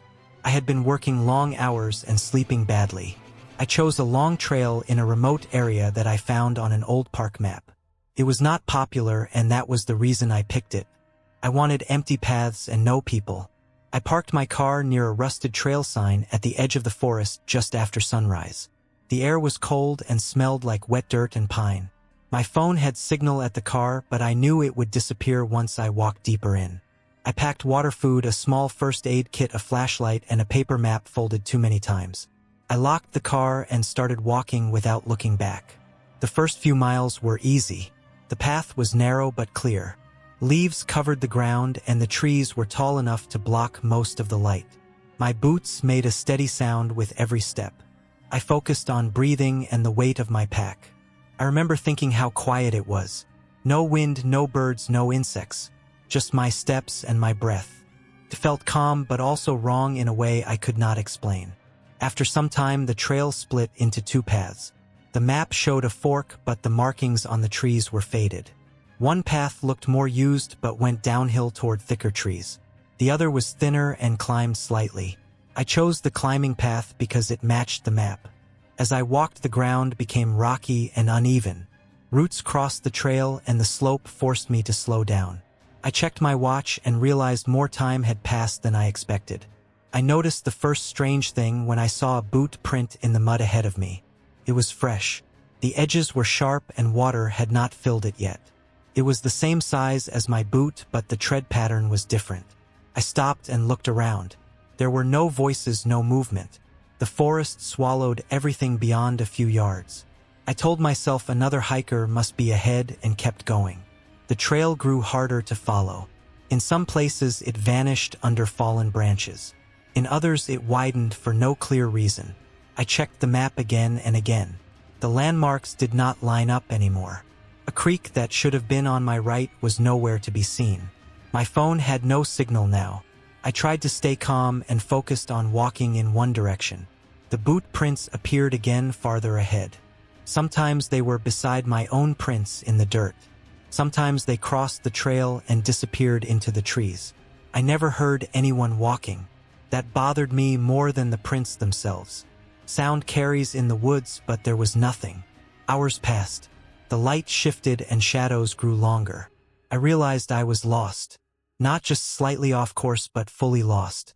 I felt it in my stomach and chest. I stopped walking and forced myself to breathe slowly. Panic would only make things worse. I drank water and ate a small snack.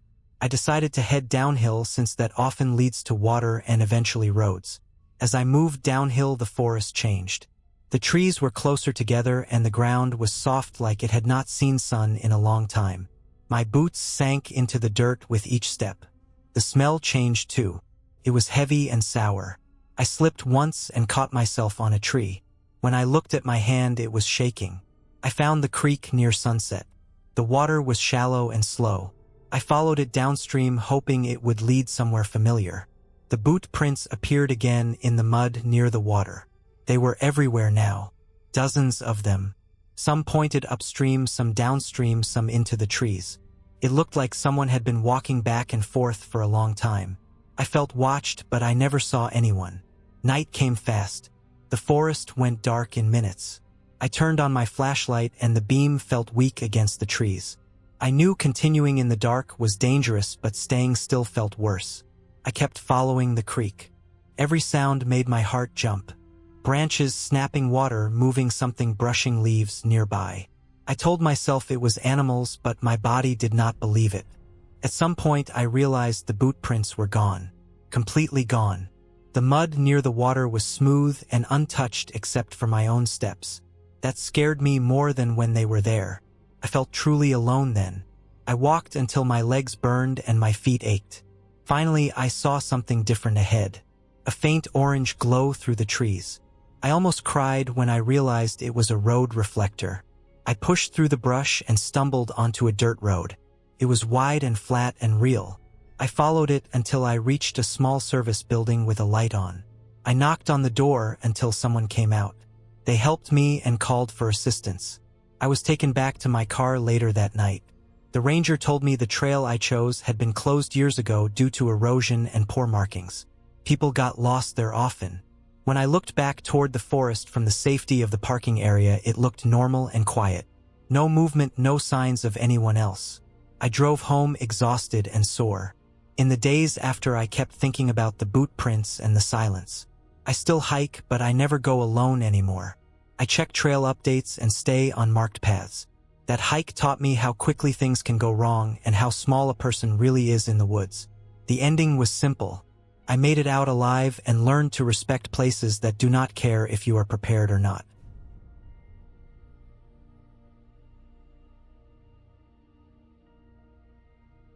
I went on that hike because I wanted quiet and space in my head. Work had been heavy for months and I was sleeping badly. I picked a random trail from an old guidebook, a long loop through dense hills far from towns. The book said it was lightly used but safe. I packed simple food, water, a map, a headlamp, a small first aid kit, and a cheap compass. I told myself I would be back before dark. The trailhead was empty when I arrived. The air smelled wet and cold. The forest was thick with tall trees that blocked most of the sky. The ground was soft with old leaves and pine needles. Every step made a dull sound. I felt calm at first. The trail was clear and wide enough to follow without thinking. The deeper I went, the quieter it became. Even birds were rare. I could hear my breathing and my boots on dirt. After 2 hours, the trail split. The map showed a loop, but the sign at the split was faded and bent. One arrow pointed left, one right. Both names were scratched and hard to read. I chose left because the ground looked more used. The path narrowed soon after. Branches brushed my arms. The trees grew closer together. Light dropped fast even though it was still early afternoon. I noticed small things that felt wrong but easy to ignore. Fresh boot prints that did not match mine. Broken twigs at shoulder height. A dropped food wrapper that looked new. I told myself other hikers were nearby. That thought should have made me feel better. It did not. The trail started to climb. My legs burned. Sweat soaked my shirt. I stopped to drink water and check the map. The landmarks did not match what I saw. A ridge that should have been to my right was missing. The slope felt steeper than the book described. I walked on, expecting the trail to correct itself. Then the path disappeared. It did not end clean. It just thinned into nothing. Leaves covered the ground in every direction.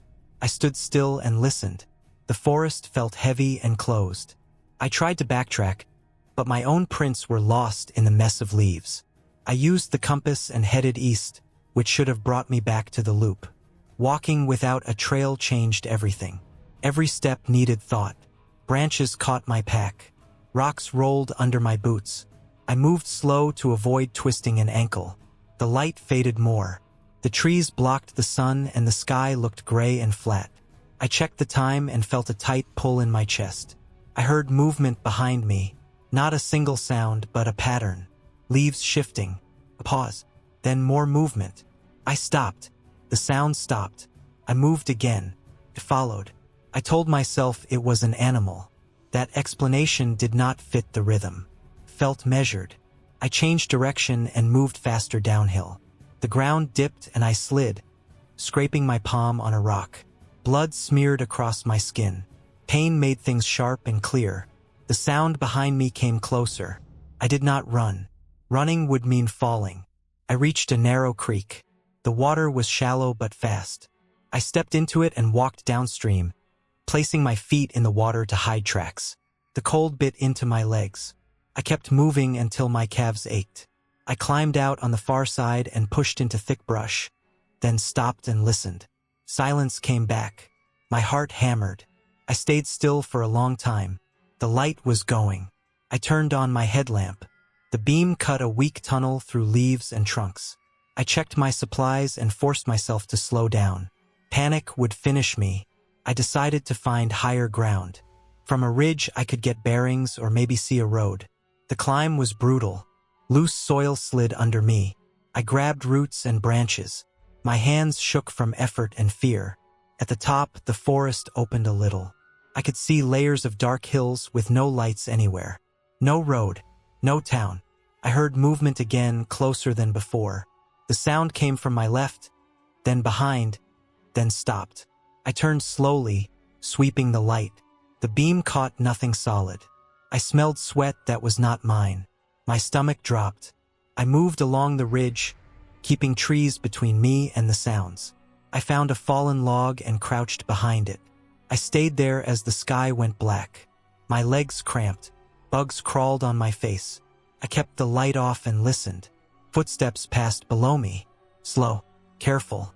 They stopped. I held my breath until my chest burned. The steps moved on. I waited longer than felt safe. When I moved again, I went the opposite way, staying low, using the ridge to mask sound. Hours dragged. My headlamp battery dimmed.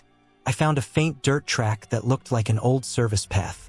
I followed it with shaking legs. The path widened. Gravel appeared. Then a metal guardrail reflected my light. I stepped onto a road. It was empty but real and solid. I followed it downhill until my legs failed me. Far below, I saw headlights. I waved my light and kept moving until the car slowed and stopped. I did not speak. I just stood there, shaking, until the driver called for help. Rescue came later. They took me back to the trailhead. Rangers searched the area the next day and found nothing they would explain to me. I went home with cuts, bruises, and a deep fear that stayed. I do not hike alone anymore. I plan routes better. I turn back early. I learned that being prepared does not mean being safe. It only means you might live long enough to leave.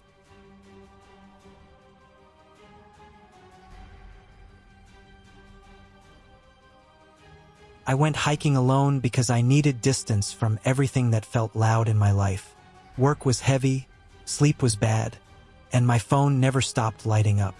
I chose a long trail that cut through a large forested mountain area, the kind of place where the map showed miles of green with very few labels. I told myself it was safe because it was a known hiking region, even though parts of the trail were rarely used. I packed enough food for 2 days, extra water, a headlamp, a paper map, a small knife, and a basic first aid kit. I left early in the morning when the air was cold and clean and the parking area was empty except for my car. The first few hours were calm. The trail was narrow but clear. Fallen leaves covered the ground in places, and my boots made a steady sound as I walked. Birds moved through the trees above me, and I could hear wind brushing through branches. I kept a slow pace, stopping often to drink water and look around. The deeper I went, the quieter it became. No distant road noise, no planes, just forest sounds and my own breathing. Around midday, the trail started to change. The ground became softer, almost muddy in spots, and the trees grew closer together. The markers were older here, some of them faded or tilted. I checked the map and saw that I was still on the right path, just entering a less maintained section. That did not bother me at first. I had planned for this. After another hour, I noticed something small that made me slow down. There were boot prints in the mud ahead of me. They looked recent. The edges were still sharp, not washed out by rain or covered by debris. At first, I felt relieved. Someone else had been here recently, which meant the trail was still in use. But as I kept walking, the prints stayed with me for a long time. They never passed me, and I never caught up to anyone. They were always just ahead, same size, same pattern. I stopped to eat and rest. When I sat down, the forest felt heavier. The air was still, and the quiet felt pressed in close. I listened carefully. No voices, no footsteps, nothing moving except a few insects. I stood up and continued. Later in the afternoon, the trail split. The signpost was old and cracked. One arrow pointed left, one right. The text was hard to read. I checked the map again and matched the shape of the trail. I took the left path, confident it was correct. The boot prints followed that direction too. About 30 minutes after the split, something felt wrong. The forest looked the same, but my sense of direction felt off. The ground sloped downward more than the map showed. I checked my compass. It did not line up with what I expected. I stopped walking and stood still, trying to calm myself. I told myself maps are not perfect. Trails change. I decided to keep going until I reached the small creek marked on the map. That would confirm my position. But when I reached water, it was not a creek. It was wider and slower, with dark water and no clear crossing. I walked along the edge, looking for a safe place to cross, but the ground was unstable and thick with roots. As the sun lowered, the forest darkened faster than I expected. The trees blocked the light, and shadows stretched across the ground. I realized I was not going to reach my planned camping spot before night. I needed to stop. I found a small flat area away from the water and set up my tent. My hands felt clumsy, and I kept dropping things. I forced myself to slow down. While gathering small pieces of wood for a fire, I noticed something that made my stomach tighten. A piece of orange fabric was caught on a low branch nearby. It looked torn, like it had been ripped. It was not trail tape. It looked like part of a jacket or a backpack strap. I looked around but saw nothing else. I did not light a fire. I did not want to draw attention. I ate cold food and drank water. As night fully settled in, the forest changed. Sounds became sharper. Every small movement felt close. I lay inside my tent, listening. At some point, I heard footsteps. Slow, steady, not heavy like an animal. They moved around my campsite, never too close, never too far. I held my breath and stayed still. The steps eventually faded. I did not sleep much. When morning came, I felt exhausted but focused. I packed quickly and left the campsite as soon as there was enough light. I decided to backtrack. Going deeper felt wrong. As I walked, I realized something disturbing. The boot prints were still there, but now they were facing the opposite direction. Facing the way I was going. They were not mine. I stopped and looked closely. Different tread. Larger than my boots. I kept moving faster now, but careful not to trip. The trail seemed unfamiliar even though I was sure I had walked it before. Landmarks did not match my memory. After hours of walking, I reached the split again. This time, the signpost was different. One arrow was missing. The wood looked freshly broken. I took the right path this time. My legs burned, and my throat was dry. After a long stretch, I heard something I had never been so happy to hear. Distant traffic. The sound grew louder as I walked. Eventually, trees thinned, and I saw a road through the branches. I stepped out of the forest and onto the shoulder of the road. My car was parked further down, exactly where I left it. I unlocked it, got inside, and locked the doors immediately. I sat there for a long time before starting the engine. Later, after I was home and safe, I checked online. There were reports of hikers going missing in that area over the years. Some were found days later, disoriented and injured. Some were never found at all. I do not hike alone anymore. I do not go deep into trails that are not maintained. I learned that getting lost does not always mean you made a mistake. Sometimes it means someone else was already there, guiding you the wrong way.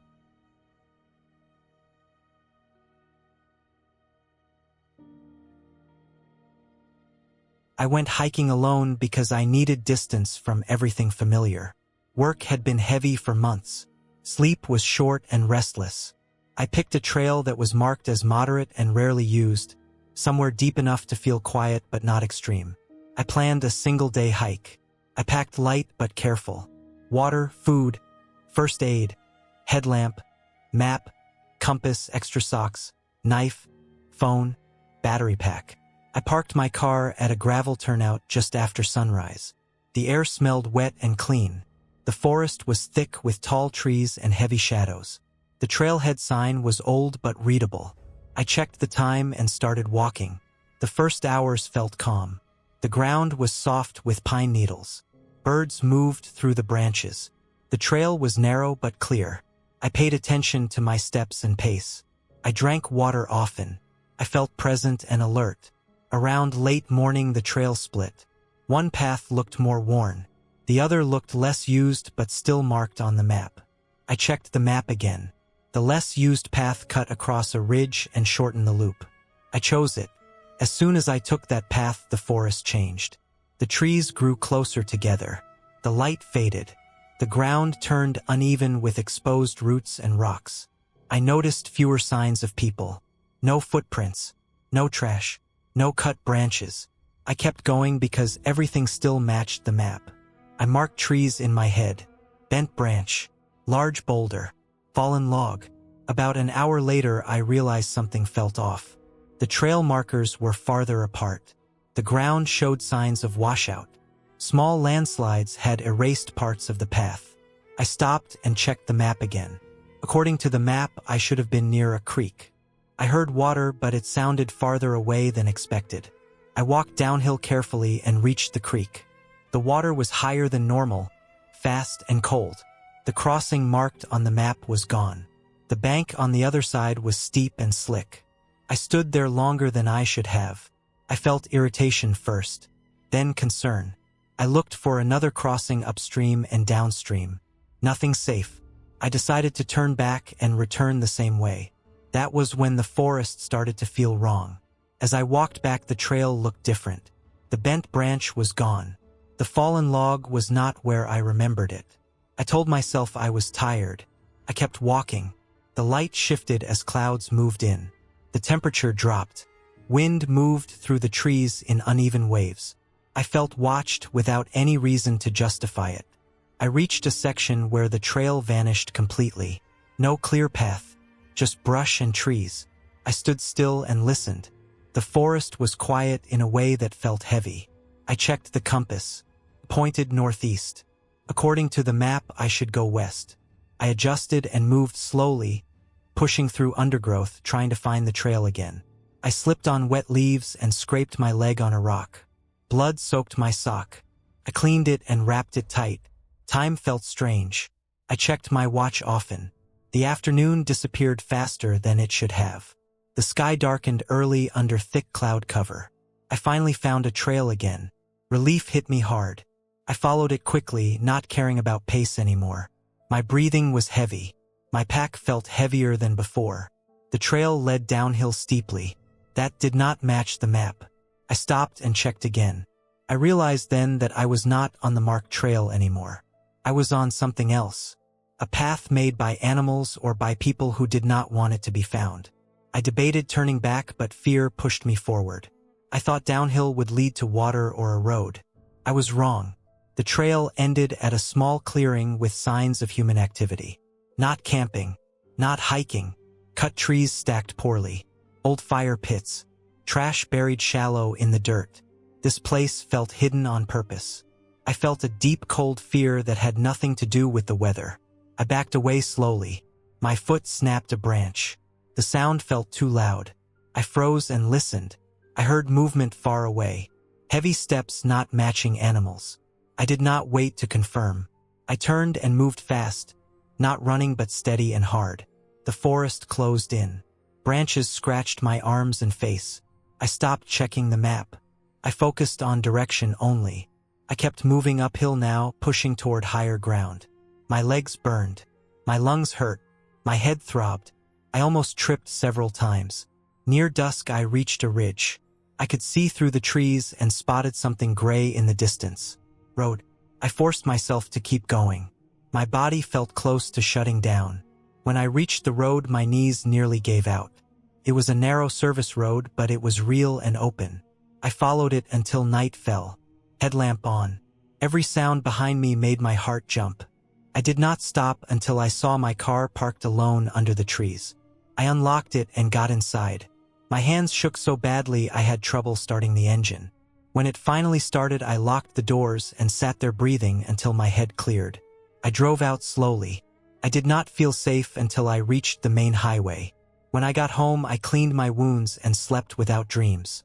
Days later, I looked up that trail. The shorter loop did not exist anymore. It had been closed years ago after people went missing near unmarked paths. I still hike, but I never go alone now. I stay on trails that are used and maintained. I pay attention to signs that feel small at first. The forest does not need anything unreal to be dangerous. It only needs silence, distance, and one wrong decision.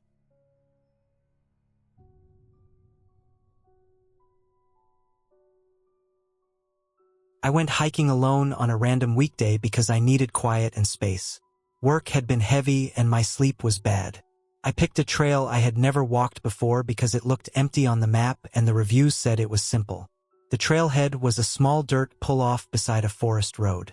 No signs of recent use. The air smelled wet and cold. Pine needles covered the ground and soaked my boots right away. I checked my pack twice before leaving the car.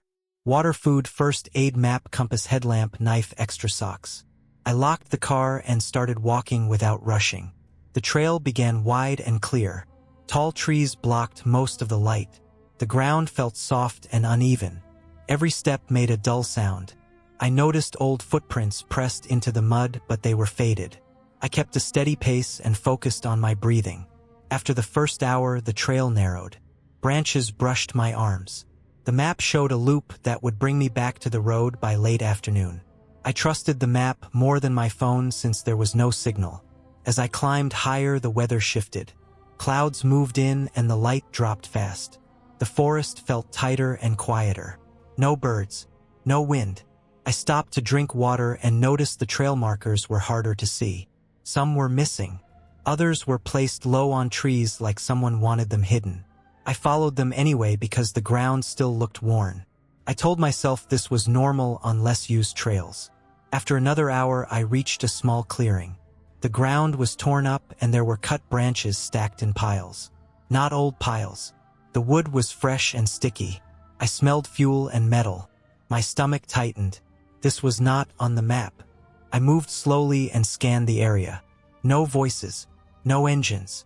I decided to keep moving but changed direction slightly to avoid the clearing. The trail faded into nothing. Leaves covered everything. I stopped and checked the compass. The needle pointed steady, but the direction did not match the map. I walked downhill to find water because trails often follow streams. After 10 minutes, I found a narrow creek. The water was cloudy and fast. I followed it hoping it would lead to a wider path. The ground near the creek was slick. My boots slipped and my ankle twisted hard. Pain shot up my leg and I fell into the mud. I sat there breathing slow until the pain settled into a deep ache.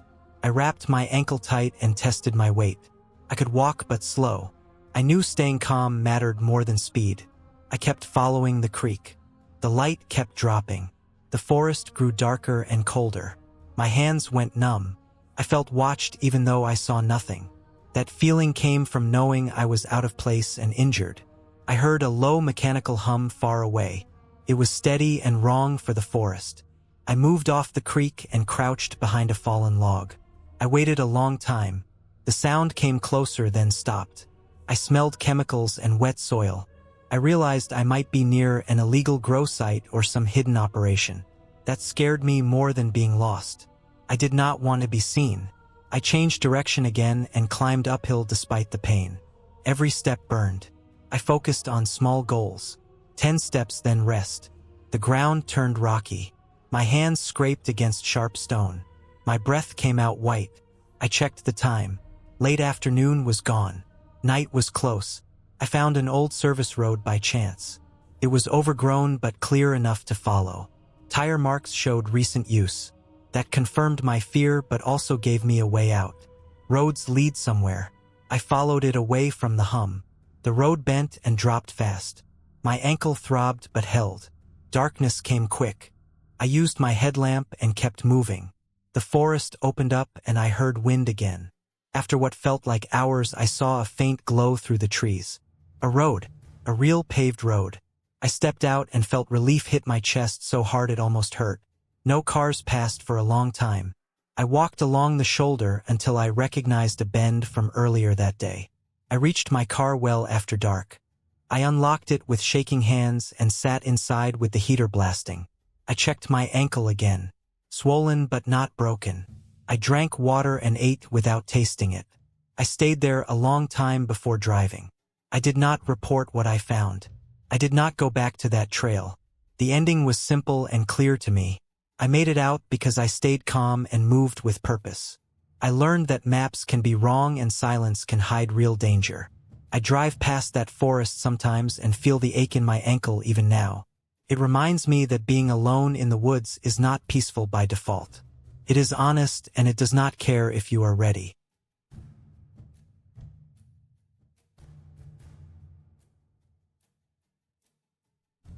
I went hiking alone because I needed space from everything. Work was piling up, my sleep was bad, and my head felt full all the time. Hiking had always helped with that. I picked a long trail that cut through dense hills and forest.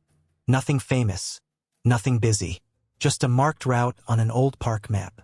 I drove there early in the morning, parked at a gravel lot with only one other car, and started walking just after sunrise.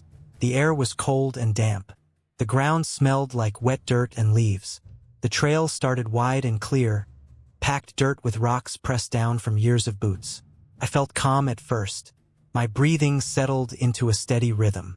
I focused on the sound of my boots, the birds moving in the trees, the wind brushing through branches. Everything felt normal and solid. After about an hour, the trail narrowed. The trees grew closer together and blocked more light. The markers were still there, faded paint on trees and small wooden posts near bends. I checked my map a few times. Everything matched. I drank water, ate a granola bar, and kept moving. The first strange thing I noticed was how quiet it became. Not sudden silence, but a slow fading. Fewer birds, less wind. Even my footsteps sounded dull, like the forest was swallowing sound. I told myself it was normal. Forests change. Terrain changes. I kept going.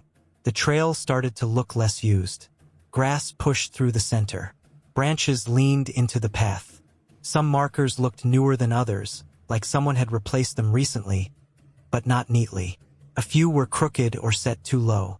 I paid attention but did not turn back. I felt capable. I felt sure of myself. Around midday, I reached a fork that was not on my map. One path went downhill, narrow and dark. The other climbed up and looked more open. There was a marker pointing uphill, painted in the same faded color as the others. I followed it. As I climbed, the ground became rocky and uneven. My legs burned. Sweat soaked through my shirt. I stopped often to rest and drink. When I looked back down the trail, I could not see far. The path curved and vanished quickly. Trees blocked everything else. At the top, the trail leveled out, but it did not open like I expected. The forest stayed tight. The ground was covered in thick leaves, and the path became hard to see. I started watching for markers more closely. That was when I realized I had not seen one in a while. I stopped walking and stood still. I listened. Nothing moved. No birds. No insects. I felt a tight pressure in my chest. I checked my phone. No signal.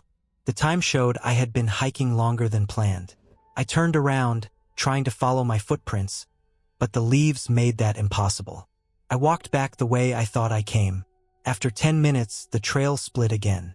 This fork looked familiar but also wrong. The trees were closer. The ground was disturbed, like someone had walked back and forth many times. One marker was nailed into a tree at chest height, pointing left. Another marker lay on the ground, broken. I felt a deep sense of unease. Not fear yet, but awareness, like being watched without seeing anyone. I stayed calm and chose the path that felt more open. My steps became faster. My breathing became louder. The trail kept looping. I recognized rocks, fallen logs, bends in the path. I passed the same tree with a long scratch on its bark 3 times. Each time, I felt more panic rise in my throat. This was not just being lost. This was something wrong with the trail itself. My water bottle was half empty. My legs felt heavy. The forest felt closer, tighter. Light barely reached the ground now. I tried to force myself to stop and think, but my thoughts kept sliding into fear. I decided to move downhill no matter what the trail said. Down usually leads somewhere. I left the path and pushed through brush. Branches scraped my arms. My pants tore on thorns. The ground sloped sharply, loose dirt and rocks sliding under my boots. I fell once and hit my knee hard. The pain was sharp and grounding. Blood soaked through my pant leg. Eventually, the slope eased. I kept moving. I followed the sound of water, faint but real. When I reached a stream, I felt relief so strong it almost made me cry. Water meant direction. Water meant life. I followed it downstream. Hours passed. The light shifted toward evening. My body ached everywhere. My mouth was dry. I refilled my bottle from the stream and filtered it. I forced myself to keep going even when my legs shook. Near sunset, I heard a distant road. It was faint but steady. I pushed harder, ignoring the pain. The forest slowly thinned. The ground flattened. Then I broke through the trees and saw asphalt. I collapsed at the edge of the road and lay there breathing hard. A ranger truck stopped minutes later. They helped me up and gave me water. They said I had crossed into an unmaintained section of land where old trails overlapped and markers were often moved by people who should not have been there. I was taken back to my car after dark. I drove home in silence, hands shaking on the wheel. Even now, what stays with me is not just being lost. It is the feeling that the trail did not want to let me go, that the forest did not care if I made it out. I still hike, but never alone, and never without turning back the moment something feels wrong.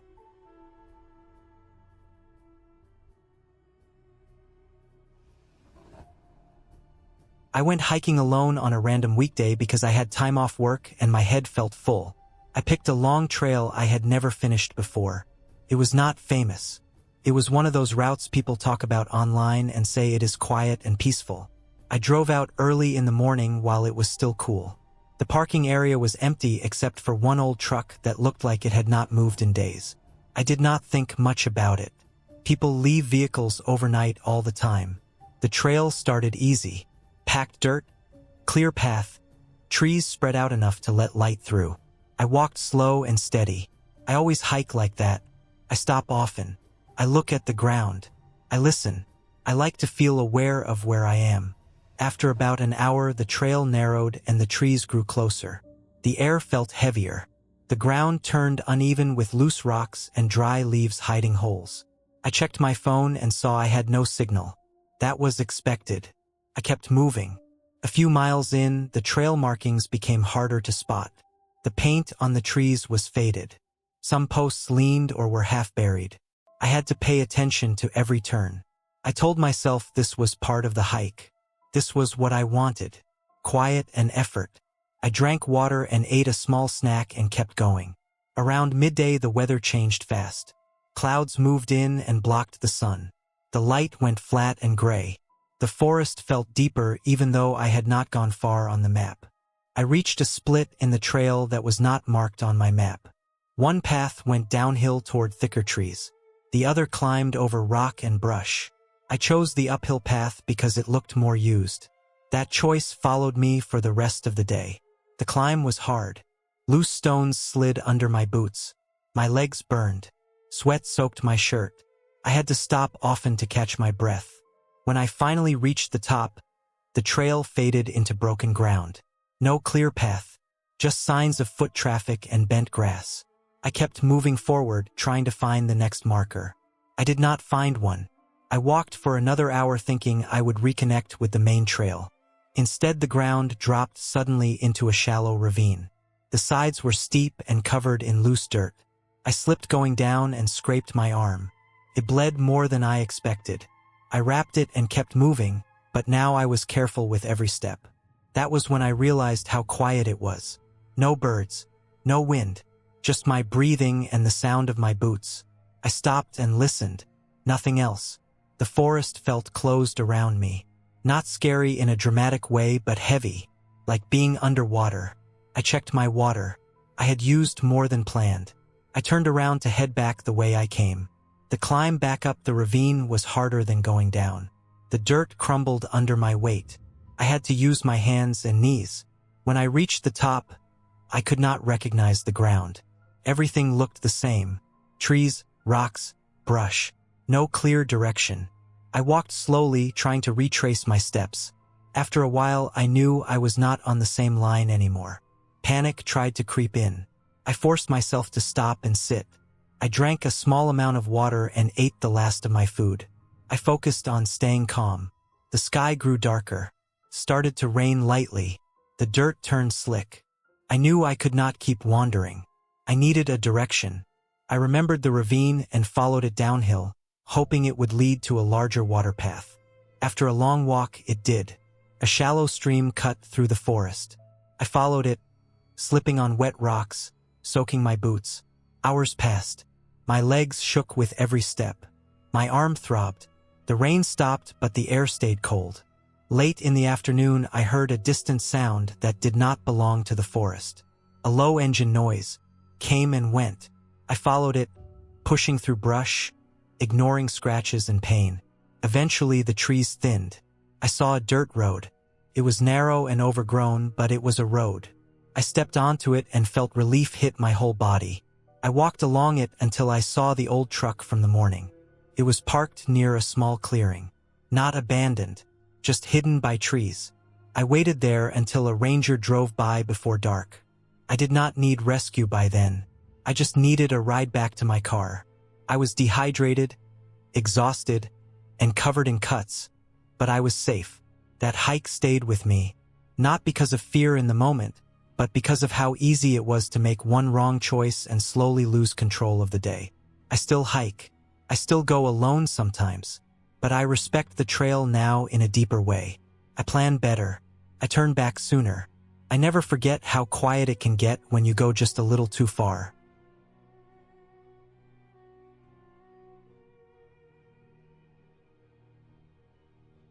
I went hiking alone because I needed quiet and movement after weeks of sitting inside. The plan was simple: a long loop trail in a remote state forest that I had not visited before. I packed light but careful. Water bladder full, extra bottle, headlamp, paper map, compass, first aid kit, knife, food for a full day. Weather looked stable. Cool morning and dry air. I parked at a small gravel lot with room for 6 cars. Mine was the only one there. The trailhead sign was old wood with faded letters. The map on it showed a loop with 2 ridges and a creek crossing. I took a photo of it and started walking. The forest was thick with tall pines and low brush. The ground was soft with needles and damp soil. The air smelled clean and cold. The trail was narrow but clear. Fresh boot prints showed that others used it sometimes. I felt calm and focused. My steps settled into a steady rhythm. After the first hour, I climbed the ridge. The slope was long and steady. Sweat soaked my shirt even in the cool air. I stopped at the top and drank water. I could see rolling forest in every direction. No roads, no houses, just green and gray and distance. On the far side of the ridge, the trail dropped fast. Loose dirt and rocks made me careful. I slowed down and used my poles. Near the bottom, I crossed the creek. Water was clear and cold. I filled my bottle through a filter and sat for a while. Time felt slow in a good way. I checked the map and compass. Everything matched. I started the second climb. That was when small things began to feel wrong. The trail narrowed more than expected. Blazes on trees were spaced farther apart. I kept moving because the path was still there. The forest changed. Pines gave way to mixed trees and thick undergrowth. The ground became uneven with fallen branches and old stumps. I watched my footing and pushed on. After another hour, I reached a flat section that should have been near the top of the second ridge. I expected a junction marked on the map. I did not see it. I walked forward and back to be sure. No signpost, no clear turn, just a faint path that continued straight. I checked my map again. I checked my compass. The direction felt off. I told myself that old maps can be wrong. I chose to continue straight, thinking I would reconnect with the loop soon. The path slowly faded. It became a suggestion instead of a trail. I saw cut branches that looked old. I followed them. The forest grew quieter. No birds, no wind, just my breathing and the sound of my steps. I felt a tight feeling in my chest that had nothing to do with effort. I stopped and stood still. I listened. Nothing moved. I decided to turn back. When I tried, The way I came from did not look the same. Everything looked similar. Trees with the same bark. Rocks with the same moss. I picked a direction that felt right and walked. After 10 minutes, I reached a shallow ravine that was not on the map. I checked the compass again. It showed I had drifted far east.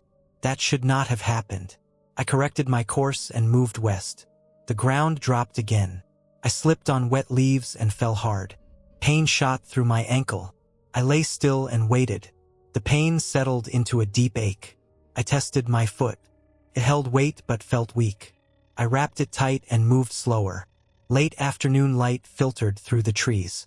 I knew I needed to find the main trail or prepare to stay out overnight. I rationed water. I ate slowly. I marked trees with small pieces of bright tape from my kit. I moved carefully and checked the compass every few minutes. Then I smelled something sharp and chemical. Not rot. Not animals. It made my nose sting. I slowed down. Ahead I saw straight lines that did not belong. Cut saplings. Plastic tubing on the ground. I stopped and crouched. I realized I had walked into an illegal grow site. Rows of disturbed soil. Black fabric. Buckets. The place was quiet, but active signs were everywhere. Fresh footprints. Recently cut plants. Fear changed my body. My hands shook. My mouth went dry. I backed away slowly. I did not want to be seen. I moved downhill to put distance between me and that place. I stayed off any clear path. I used thick brush for cover. My ankle throbbed, but I kept going. The forest dropped into a drainage. The ground was wet and uneven. Light faded fast. I knew I could not move safely in the dark with my ankle. I found a spot under a fallen tree and set up a small shelter. I did not use my headlamp much. I ate cold food. I drank small sips. I stayed still and listened for hours. I heard distant sounds that could have been animals or people. I did not know. I did not sleep much. At first light, I packed fast. I moved again, keeping low and quiet. I followed the drainage downhill. Water leads somewhere. After hours of slow walking, I heard a distant sound that did not belong to the forest. A faint hum. I followed it. The ground leveled. The trees thinned. I found a dirt road. I did not step onto it right away. I listened. I watched. When nothing moved, I crossed and followed it downhill. After a long walk, I reached the gravel lot. My car sat alone where I left it. Relief hit me hard. My hands shook again, this time from release. I unlocked the car and sat inside for a long time before driving. Later, after medical care and rest, I reported the site to authorities. They took it seriously. The ankle healed. What stayed with me was how fast a normal hike turned into survival. A map and good weather did not protect me from getting lost or from walking into something dangerous made by people. The ending was clear and real. I made it out by slowing down, using basic skills, and leaving the wild exactly when it stopped being safe.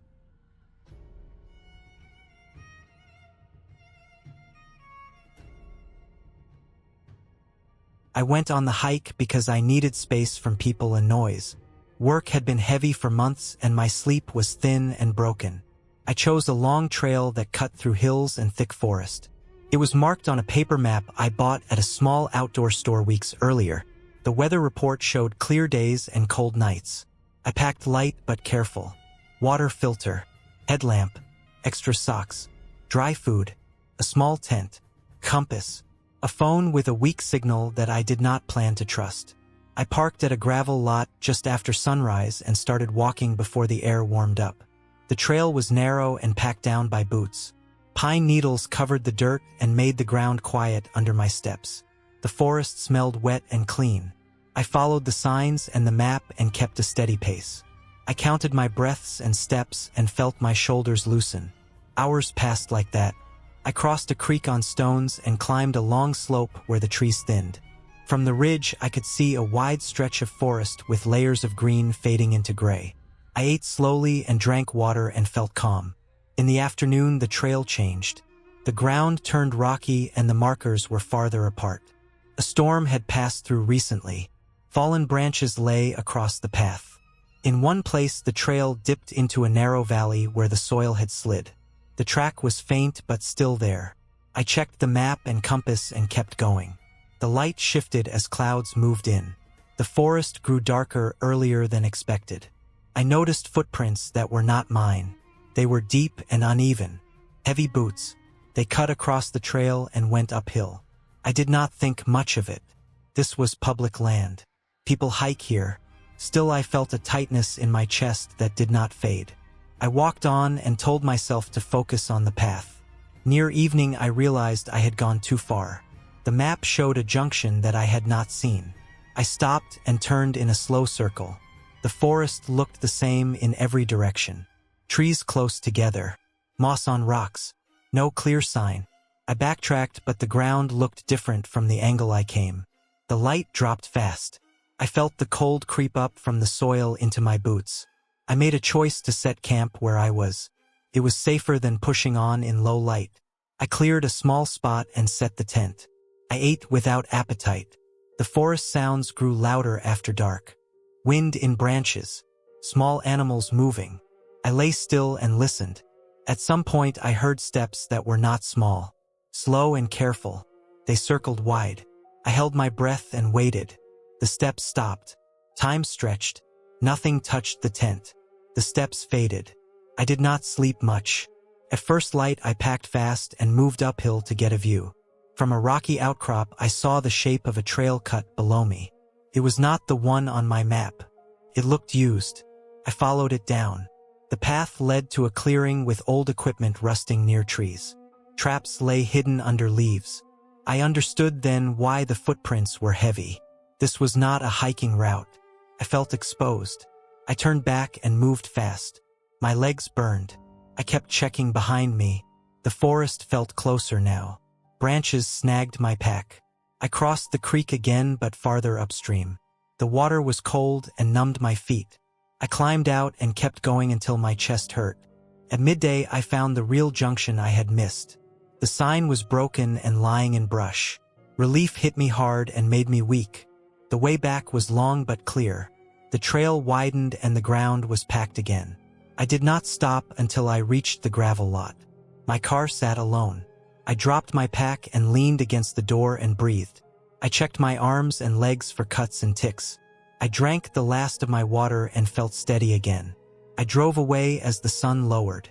On the road, I thought about the choices I made. The small signs I ignored. The map that was right but incomplete. I learned that trails change and people use the land for reasons you do not expect. I learned that stopping early can be safer than pushing on. The ending was clear to me as the forest fell behind in the mirror. I got out on my own feet. I kept my calm. I went home.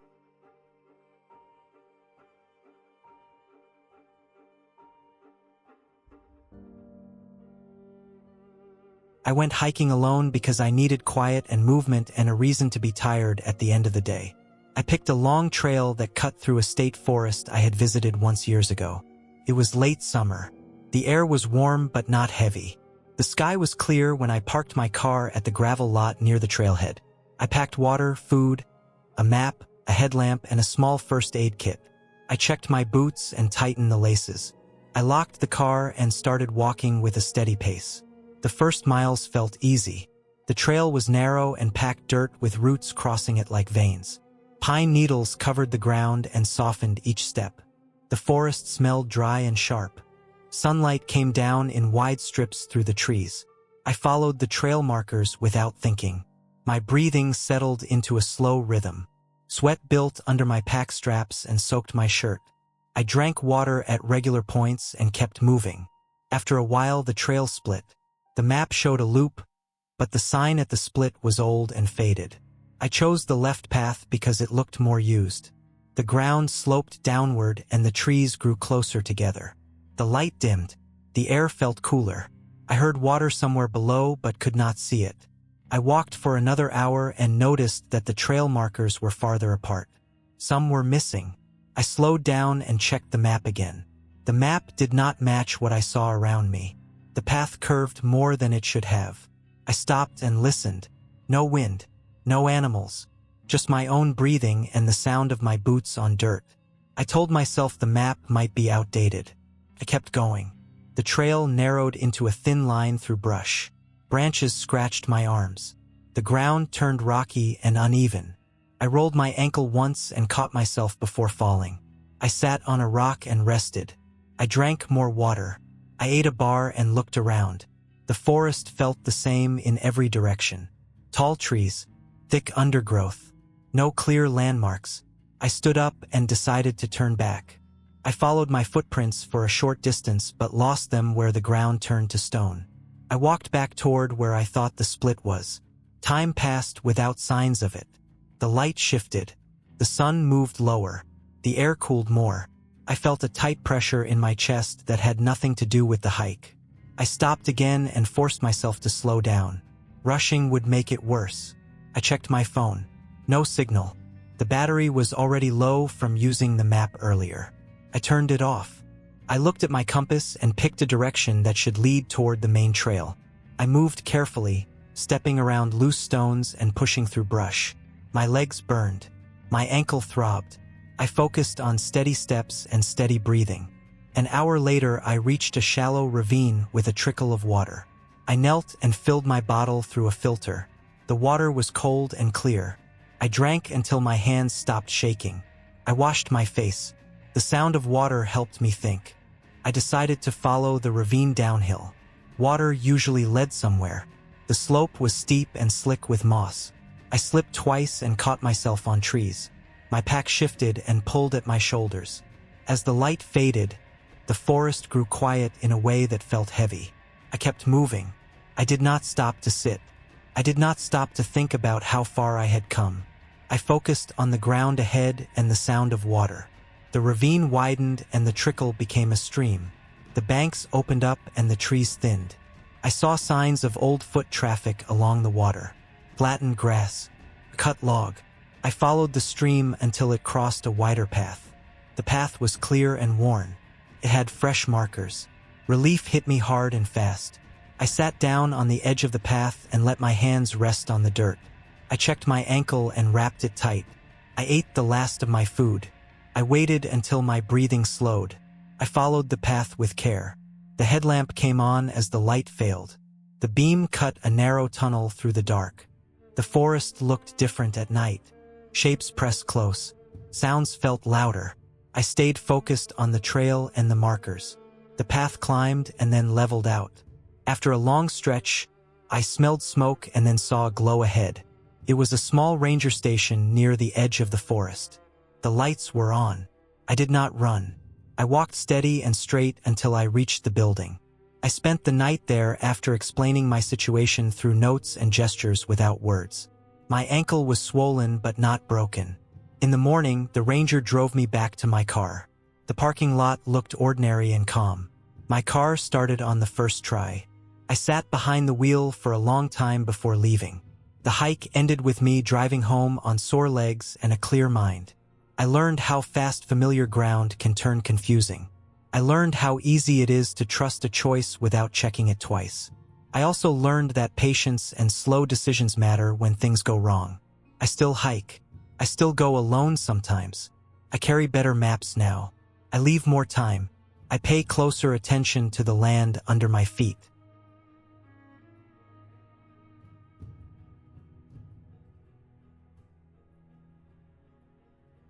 I went hiking alone because I needed quiet and distance from everything that felt heavy at home. Work had turned into the same days over and over. Sleep was short and shallow.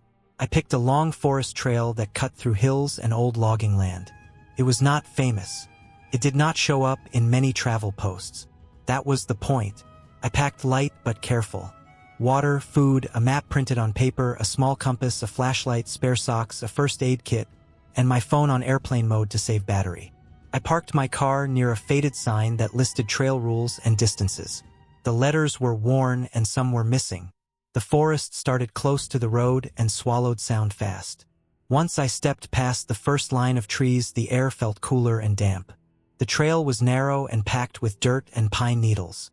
Roots crossed it like veins. The ground was soft in places and hard in others. I could smell wet leaves and old wood. Every step felt steady at first. I followed the map and the trail markers tied to trees. They were old strips of faded cloth and paint marks. I kept a slow pace. I wanted the hike to last. Birds moved above me, but I could not see them clearly. Wind brushed the tops of the trees, but did not reach the ground much. After an hour, the trail climbed. My legs burned in a good way. Sweat soaked my shirt and cooled me when I stopped. The deeper I went, the less clear the trail became. Grass grew taller in the middle. Fallen branches lay across it. I stepped over them and around them. I checked the map again and matched the shape of the hills around me. Everything seemed right. I passed an old fire ring filled with rainwater and leaves. No fresh signs of people. That made me feel calm and alert at the same time. I liked being alone, but I knew what that meant if something went wrong. Around midday, I reached a ridge. Trees opened up and I could see far into the forest. Layers of green rolled away in every direction. I sat on a rock and ate slowly. I drank water and listened. No engines.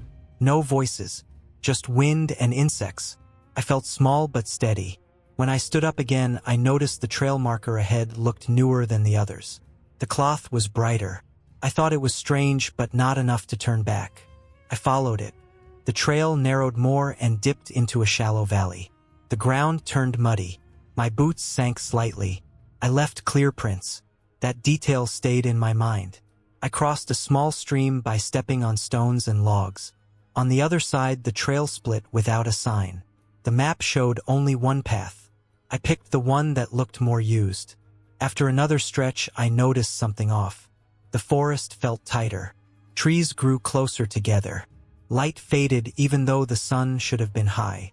I checked my phone time. It was still early afternoon. I decided to turn back to the ridge and recheck my route. When I reached the stream again, I saw my footprints on the mud going in but none coming out. That stopped me cold. I knew water could wash marks away, but the ground was still wet enough to hold shape. I scanned the area. I found the log I used. It was there. The stones were there, but the prints were gone. I felt a slow, tight feeling in my chest. I took a breath and forced myself to stay focused.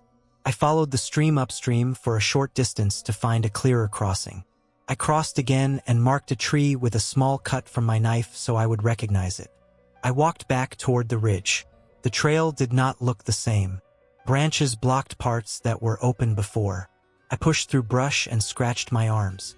The forest felt silent in a heavy way. No birds now. No insects. Only my breathing and the sound of my steps. After a while, I realized I had been walking downhill when I should have been climbing. Panic tried to rush in. I stopped and sat on a fallen tree. I drank water and ate even though I did not feel hungry. I looked at the map again and used the compass. I adjusted my direction and started moving slow and careful. Every few steps I looked back and memorized shapes of trees and rocks. I found an old logging road covered in grass. That gave me hope. Roads lead somewhere. I followed it. The ground was uneven and full of holes. My ankle twisted once but held. As I walked, I noticed deep marks in the dirt that were not mine. Heavy boot prints. Fresh. They went the same way. That made me uneasy. I did not want to meet anyone this far out. I slowed down and stayed to the side of the road. The light started to change. Shadows stretched longer. I knew I was running out of time. I stayed on the road and ignored side paths. My legs felt weak and my back ached. I kept moving. Finally, I heard a sound that cut through everything. A distant engine. It was faint but real. I walked toward it. The road widened and turned to gravel. Then I saw a metal gate and beyond it a paved road. I stepped out of the forest and stood there breathing hard. My clothes were torn and dirty. My arms were scratched. I followed the road, and after a long walk, I saw my car parked far from where I thought I was. I unlocked it and sat inside without starting it right away. I drank the last of my water and let my hands stop shaking. I drove out as the sun dropped low. On the way home, I replayed every choice. I knew how close I came to being stuck overnight or worse. The forest did nothing wrong. It stayed the same. I was the one who pushed deeper without respect. I still hike now, but I plan shorter routes and turn back early. I tell myself the trail does not owe me a way out. When I reached home that night, I slept deep and heavy. The ending was clear to me. I walked out because I slowed down, paid attention, and accepted that being alone means being careful every second.